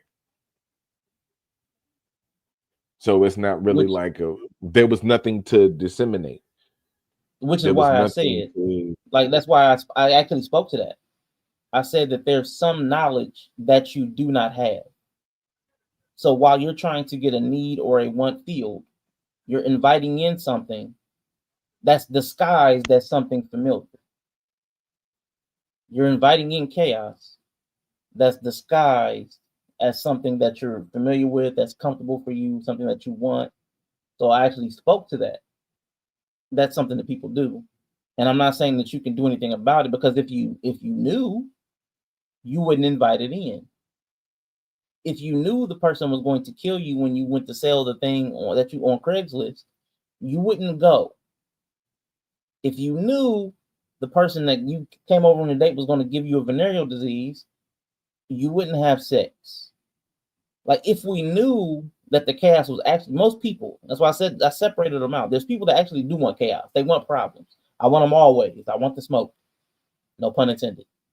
There's those people that want problems because they're damaged in some way. But when I spoke to, because you used the term, and I can't remember exactly what you said, but general people of goodwill, just general everyday people who just want to make it through life, do not intentionally invite chaos and destruction and suffering. What I said, they don't know that they're inviting those things in because it looks like something familiar. And if you don't know, you can't choose better. Something is your knowledge. I said your situational awareness or your self-awareness. You may not know yourself because sometimes you're the problem. Sometimes the thing is a glaring red flag and you just can't see it because maybe you're colorblind. So at that point, when it's the situation, you don't know that most people don't know that they're broken, which is why they'll keep walking into the same situation and blame everybody else. And if that's the case, you're not going to know to fix you because you think you're fine and everybody else is the problem. So there's a blind spot. I guess is the best term for it. There's a blind spot that a lot of people carry. And when you have a blind spot, something can sneak into it. That's just the fact of life that we have to deal with. So we have to find ways to try to shore up our blind spots. Having somebody watch our six, somebody that can watch out for you, watch over you, like that. Those are the kind of, you have to have some kind of mechanisms, a mirror, something that would allow you a different perspective than the one you hold, especially if you find out that you have a blind spot because you keep walking into similar problems and you don't understand why. If you don't know why you're having the problems you're having, you have a blind spot. If you can't understand why things are happening in your life, the way they're happening, your relationships, whatever, there's a blind spot there. And if you don't want to keep going into the same problems, you have to find a way to get vision wherever that blind spot's at. Yeah. I missed a little bit of that, but that's why I also love the cornbread character, because I think he represents a lot of like normal people. I think he was that person kind of somewhere in the middle of like, well, Delta Slim told him, man, you watching the dough, just go ahead and pee right here. Yeah. You done put the drunk on the dough. And it actually would have been better. Right. Nobody was outside. He could have peed on the side of the juke joint. Right. Right. You could have just peed right there in the light. You know, Delta, you done put Delta Slim drunk ass on the dough. And you didn't even listen to him. And he was like, man, just go pee right here. Nah, you got to go way out the way. Yeah. So I think that's how a lot of people welcome, like, kind of like chaos, you know, but he had let her in. He was the doorman. He had already let her in, but she came back with different energy. She came on some other stuff, but it's like most people wouldn't see that. So I do agree that like most people don't know they inviting it. Most people, and I also think it's interesting that like when asking people about this movie, I think in conversation or like I'm always interested to see where people think it fell apart. Not because I think any answer is right. Like it's all up to interpretation. It's art. But I think it's like interesting to see where people feel like everything went wrong. Because for me, like I feel like they fucked up when they stole money from the white folks up north and then came down and bought a whole bunch of land with a whole big bag of money off stolen money. And like at a slaughterhouse, kind of like if I pick that up instantly, and it's just like for me, it can only go bad. Like for me, principle, because of like what I believe, I feel like it can only go bad for you if that's how you move it. And I think that's kind of how Annie was too, a little bit. But like for me, because you started it wrong, because you built it on a bad foundation, it can only go wrong. But a lot of people, people have different points in the movie where they feel like shit went bad. Like some people say it was the Asian lady. I'm like, man, we was already in hell by then. I mean, but it's just very interesting to see where people really think shit went wrong. Because there were so many subtle missteps before anything ever hit the fan. And if everything was airtight, an enemy like Remick wouldn't have been a threat at all because he really couldn't do nothing if he wasn't let in. And I think that speaks to kind of like the problems in your life. Like you actually have a lot more power than you think. And a lot of stuff can't do anything to you if you don't even let it in. But a lot of people don't realize they letting shit in. Like you just got to Mary walking back in, like making a beeline to him. And the thing, Milkshake never even didn't even know his folly. Like anybody listening, when you hear Milkshake come out of Bree's mouth, she's talking about cornbread. I'm talking about cornbread. I call him Milkshake because I just wanted it to be his name. His name Milkshake. But he never actually even realized he fucked up. I don't think. I think he got turned when she was in there causing chaos. Wasn't he peeing outside? Yeah. Yep. Yeah, so he never even realized he fucked everything up. That's crazy. I mean, maybe he did as a vamp, but I'm just saying, like, he was never human again after that. So yeah. That's fucked he up. realized as a vamp, God dog, Smoke, what happened to you? His code switching was crazy. So the fact that they made him code switch as a vamp. Cornbread. I haven't heard nobody blame cornbread. Mary and Grace are my prime too. I never hear people blame cornbread, but that's what I thought you were saying. Okay, never mind. I think being a doorman is a very important, like spiritual wise, like that's an important thing. Gatekeeper. Like being the guarder of the door, the gatekeeper, that's a big spiritual principle to me. So I feel like he's important. Like he's the gatekeeper. But the problem with his character was he bails on his work. He don't see his job through. Mm-hmm. So that's why he was always a bad gatekeeper, and he was gonna be. Dang. No, I like it. Yeah. So I actually love his character because I feel like I think he's the average black person. Nobody did. Cornbread. He's the average black person. Nobody did. Like, yeah, but he was the doorman, so that's why they're looking at him. And flash her fangs at him. Like talking about they was unaware. They nobody did. Guess what? Her man Stack would have invited her in. Smoke would have invited her in. Annie would have invited her in. Anybody in there would have invited her in. Am I right or wrong? I think you're right. Because I actually didn't like the way Annie called out Cornbread. She really didn't have a reason to, but I knew for the movie. It was like intuition. Right. Yeah. For the allegedly, that's what we're gonna say. But there was absolutely no reason to question Cornbread because they were all blocking the door. Like, see, with Cornbread, maybe Mary could have got around. So if anybody should have been questioned, it should have been Mary. But it was after. But remember, I think Annie was on edge just because that was after Mary had already attacked and ran out. But that's a weird edge. She had already. Well, I'm just saying that's why I could feel like why her feelers would be up though, because Mary's killed Stack, got shot like a bunch of times and ran out the door laughing. I think they was already like, I think Annie was like, hold on, like I don't know what the fuck going on, and then she thought she was a Hank. She was thinking it was a Hank, not a vampire. So but you can't let a Hank in. So what? You don't let a Hank in either. Okay, maybe so.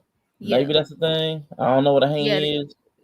So she was kind of going from like just the rules of engagement with a spirit, like a ghost. I let that one slide, but it was bothering me. I'm like, wait a minute, y'all all blocking the door, and he can't ask y'all to let him in, right? Like, come on. That's why she was like, well, I think because it's a rule that the dead got to be invited in. So even a ghost, which is a Hank, which is like a type of ghost, has to be invited. Like they can't come in. So that's why she was like, oh, the real reason you can't come in because you dead. I don't even think at that point she had decided they was vampires yet. But I think she was just like, oh, you dead, which is a Hank. So that's why she was like on edge. I mean, if that had happened before Stack got killed, then I would say it would be weird. But she was alright. She like, some ain't clean in the water. So fuck all y'all. Y'all can't come in. Yeah, that's the only thing saving that decision. Because it was after the fact. Yeah, it still feel weird to me. Like it's hitting my little yellow button. Like, I get it. The situation was off, but then, like, again, this is somebody that you trust. Nothing's happened. There's no reason to, like. So unless you're gonna do that for I don't know. It just felt off. Again, I'm gonna let that one go. But I know you bring up that question. But Dark Ken actually had another question before that. So in essence, gospel music is just as evil because it mostly references praising another group of people's gods. I know there's a question mark on it, but I was like, I thought we could talk about that real quick because the whole blues music, gospel music thing, if they're not the gods that your people were, I guess, genetically tied to, geographically tied to, if you're praising them with their style of music, is that some kind of I don't know what the word for it. I'm just saying use betrayal, but like I'm thinking y'all can see what I'm going. If it's not your God by race, by right, by region, and you're incorporating the principles and practices of a God that was given to you by your enslaver, do y'all think that carries some kind of problematic energy?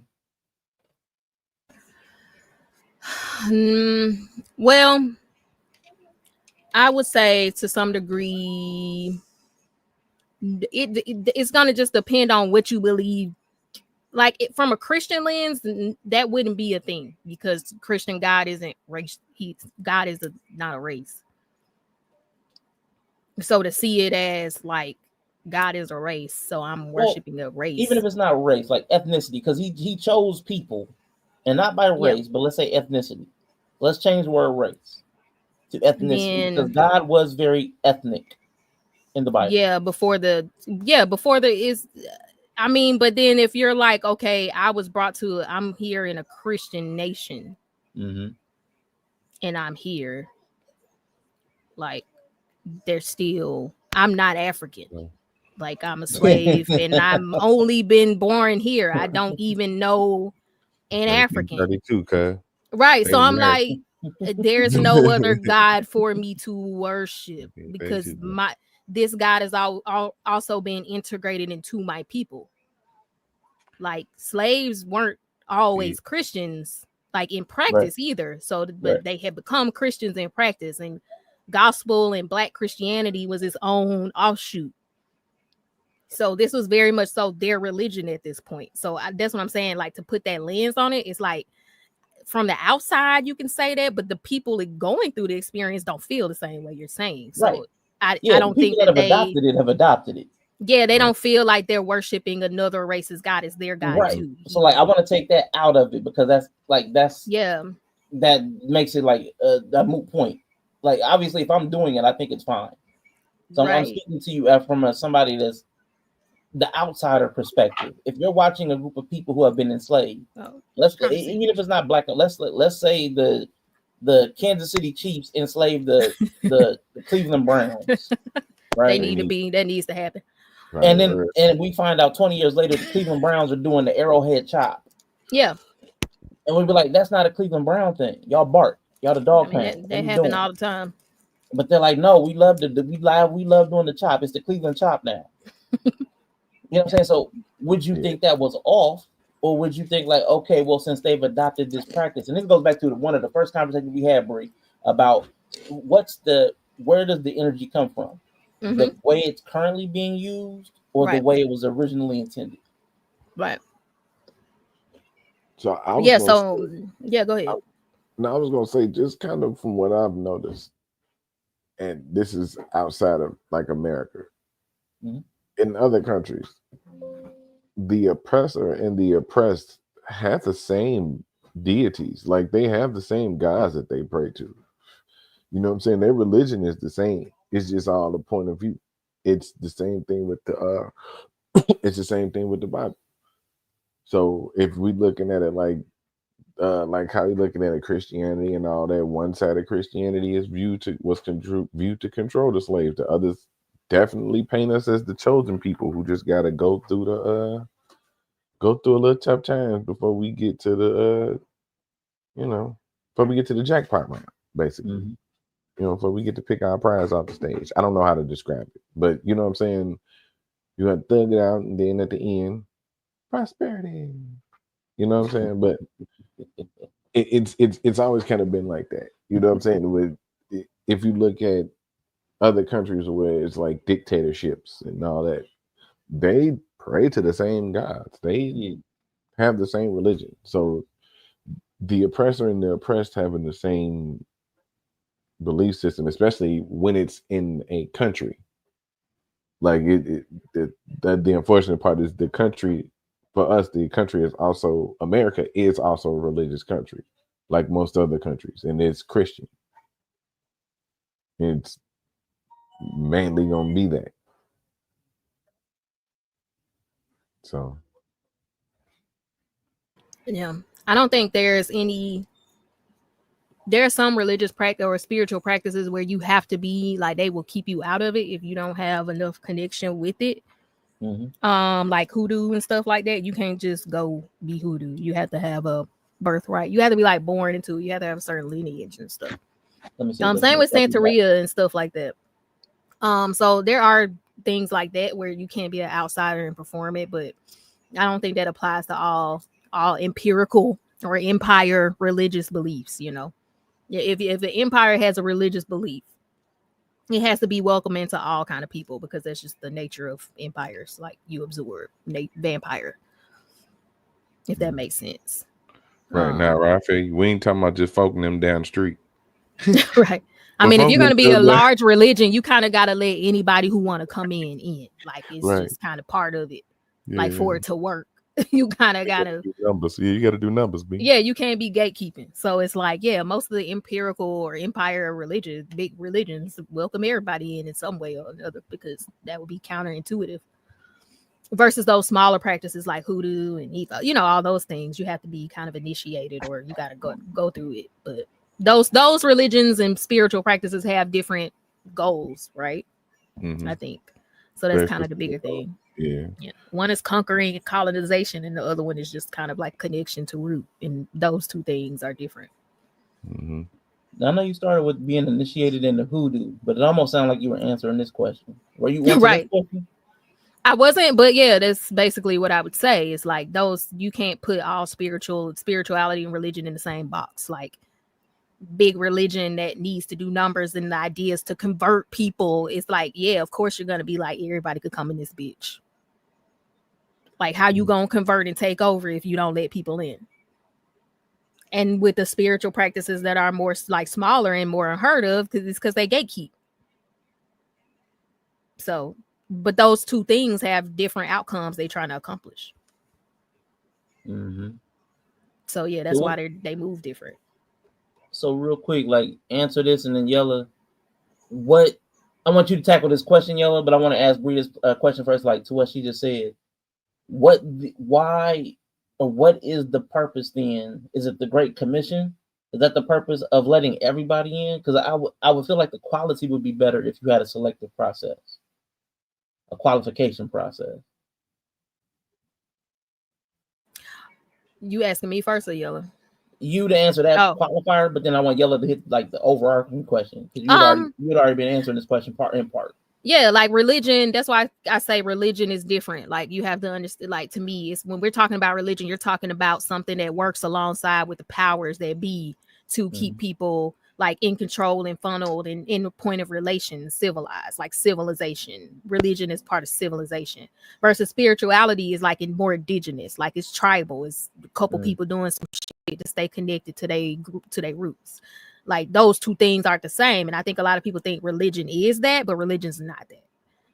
Like, so like Christianity in its very inception, like Catholicism, right? Like before it was a religion, it was just a bunch of crazies running around saying Jesus and shit like that. Right. And then like they were like, oh, we can't have these motherfuckers disturbing the peace. Let's make a religion. So they made a religion. And like from its very inception, religion is a tool of the empire. So yeah, you got to let everybody in because it keeps civility. I need Bree to describe everything. Like, I didn't know I needed to. There's a bunch of people out there that run around saying, "Jesus, we can't have that shit." I mean, they was disturbing the peace. Like we kill barbarians to keep this shit from coming in our walls. Like we got to do something about it. So they made Catholicism, you know, and that's why Catholicism is what it is because it is a mixture of all the bigger religions that we're at odds and. So religion is always gonna be that. You can call it what you want, but that's what religion is. So yeah, you gotta let everybody in that bitch. Gotta do numbers because it keeps everybody civilized. Okay. What you think, Yella? I know that wasn't your thing about the gatekeeper. That was Bree. What do you think about this question here? Let me read it again. I was just kind of letting Bree cook. So you can apply the doorkeeper to yeah, I don't know. Christian church on. He's basically asking, do Christian church gatekeep? Yeah, we're talking about the gatekeeper. We're talking about cornbread Being and a gatekeeper. allowing access. Mm-hmm. So having Okay. Okay, so from what I see, they don't have to gatekeep because they're strong enough to convert once they get your ass in there. Okay. So hey, turn up. You know what I'm saying? Like right. That's why they vampires. Run up if you want to. Watch you being this bitch praising thinking you wasn't. Yeah. right. Watch they you vampires. When you wasn't, right? When you thought you wasn't, right? They're the vampires. Yeah, you finna be a vampire, right? But that don't make them evil. That's just the metaphor that you use because it's not necessarily evil. If you know what I'm saying, if it's on the up and up, it's on the up and up. But the whole idea is that they're supposed to go in there and convert anything. If you come in there good, we're gonna make it better. If you come in equal, we're gonna make you good. So that's why that's why it's like a hospital. Hospital ain't gonna turn a nigga away. He shot because he killed 13 people before he got shot. They still gonna work on the nigga. Gonna heal him up. Same thing. It's same idea. Same. Okay. I know Dark King had this last question. And I know for me, I believe the symbolism is the blood of Christ, but I don't know what it is like canonically. But yeah, I don't know. Do y'all know? I ain't Catholic. Yeah. This movie did drop on Good Friday, though. Shout out to Good Friday. Let's go. Red fire the same way most companies. This shit look good. So, right, the same way most companies use red. They say the passion, the blood, the martyrdom represents the burning love of the Holy Spirit. Passion. Most restaurants use red. It's a way to get you hungry. Catholics are bloodthirsty and blood obsessed anyway. I mean, most Christians are. It's a lot of blood imagery, so I mean, it's cool. Like, yeah, drinking something that you represents somebody's blood. We bathed in the blood. We was born out of blood. Like, I bleed the blood. Right. Christianity is really bloody, like just in general. So yeah, which makes sense why this was super. Which makes sense why this is a super bloody movie. Yeah. I don't think that's not even a hidden thing. Like, you open the movie with his dad sounding just like Remick. I mean, basically, like when he listening to his dad, he having flashbacks and like, these niggas the same. Yeah. I mean, Remick even baptized him. So I mean, right. Yeah. So that's specific. So more to my point on why the preacher would have never was not written to be somebody that was like he was written to be as evil. That's what I'm saying. That's I forgot about that because they did have a little flashback. What's evil? What does evil mean? It sounds like the way he's using his antagonist. Antagonist. Yeah, he's definitely antagonist to Sammy.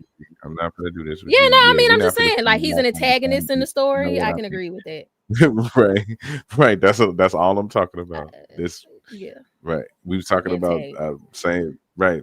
Anaya said, "I'll bring the preacher," and I was like, I could see why, because it's meant for you to blame him the same way you blame Remick. Blame Remick for what happened to Sammy? For all of it.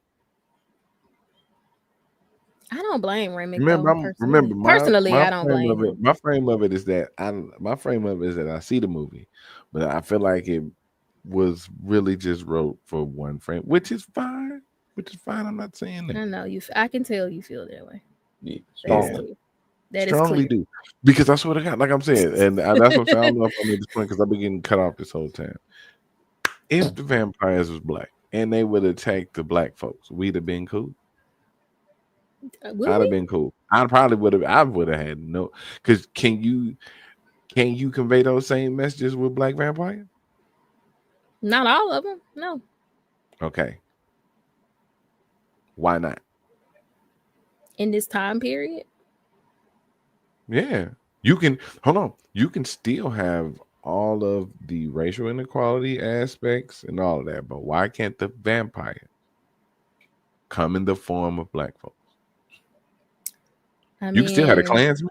You can still have a Klansman do what he was doing. You can still have all that set up.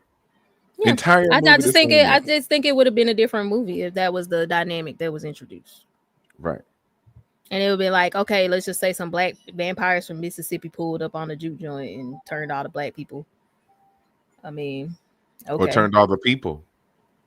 Well, it's mostly Turned black people. And I said black people because it's the juke joint. So Right. it would have been all black people. So I mean, the way it could have fit into this same time Exactly. period with the same people is like, oh, some out of town band vampires pulled up on the Mississippi people at their juke joint and was trying to turn them. Like, if that was the movie, Yeah. I think it could have been a movie, but I don't think it would have not had some of the layers that this movie was able to have because of all the different complexities and layers it put on for that time period. I also would personally, if the movie took place in the exact same time period, it would have just been strange to not include the dynamics of the time in the movie for me. I didn't say you couldn't.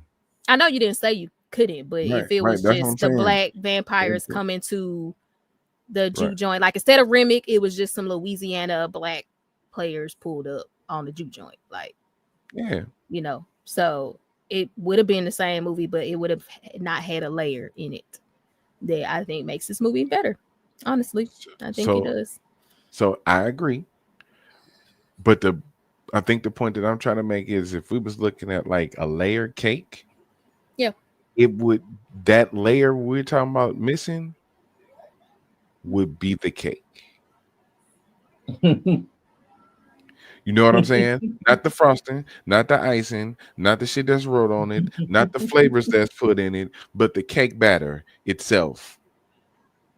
Okay. Like that would be the layer. Yeah. Right. So I mean, yeah, I didn't say it wouldn't be good. Like I'm just saying, yeah, it just wouldn't it would had be some of awesome. it wouldn't have had some of the layers that this movie had by including the dynamics that existed in that time with like the Irish and the white and the black and the Chinese people being across the street. I think it just did a good snapshot of that Why time wouldn't it period though? in that place. Why And wouldn't it including though? all of those people into the story and the plot, I think added a layer that the other story Okay. wouldn't have. That's all I said. So right. And what I'm saying is why are you removing everybody else? All I said. Because all of that stuff played throughout the movie. You keep the Asian lady. I know. Keep the Asian man. You keep the story exactly how it was. You only get rid of 3 people. You only really get in 3 people. Right. Exactly. You're only really getting rid of 3 people. Yeah, and that's what I'm saying. The whole Irish, the white people, the colonization being with the colonization, vampirism being talking about the outsiders, like that layer for me would have been missing. I'm not saying I don't understand what you're saying. It's missing a layer that makes this movie better to me. So yeah, it could be a movie. It could be a movie, but that's not a movie to me that would have been the same as this movie. Right. So that's what I'm saying.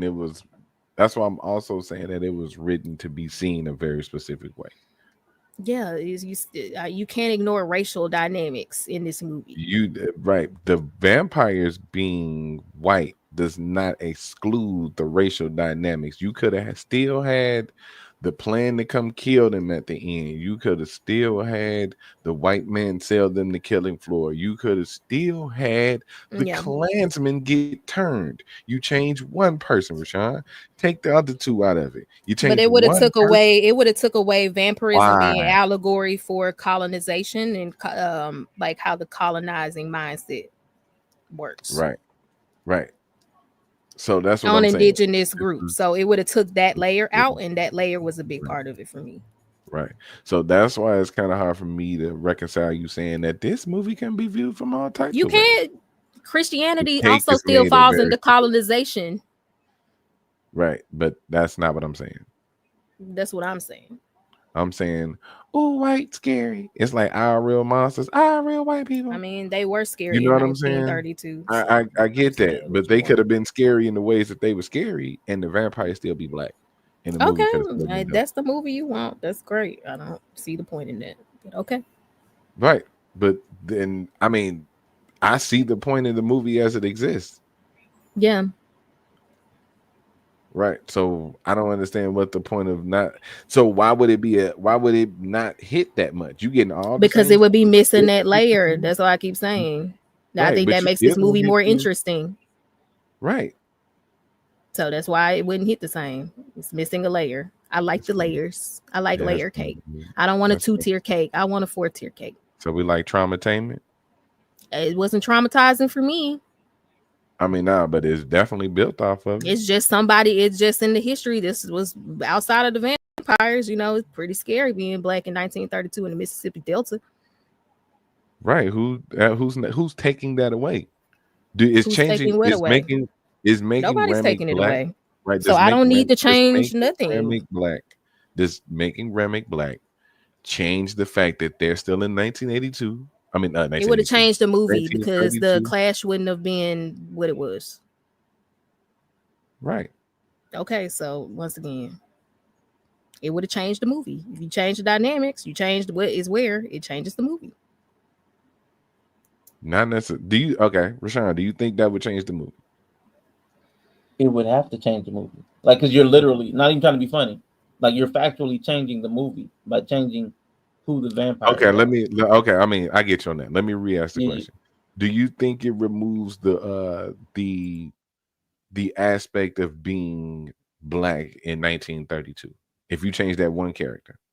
No, it only removes that thing that Bree's talking about.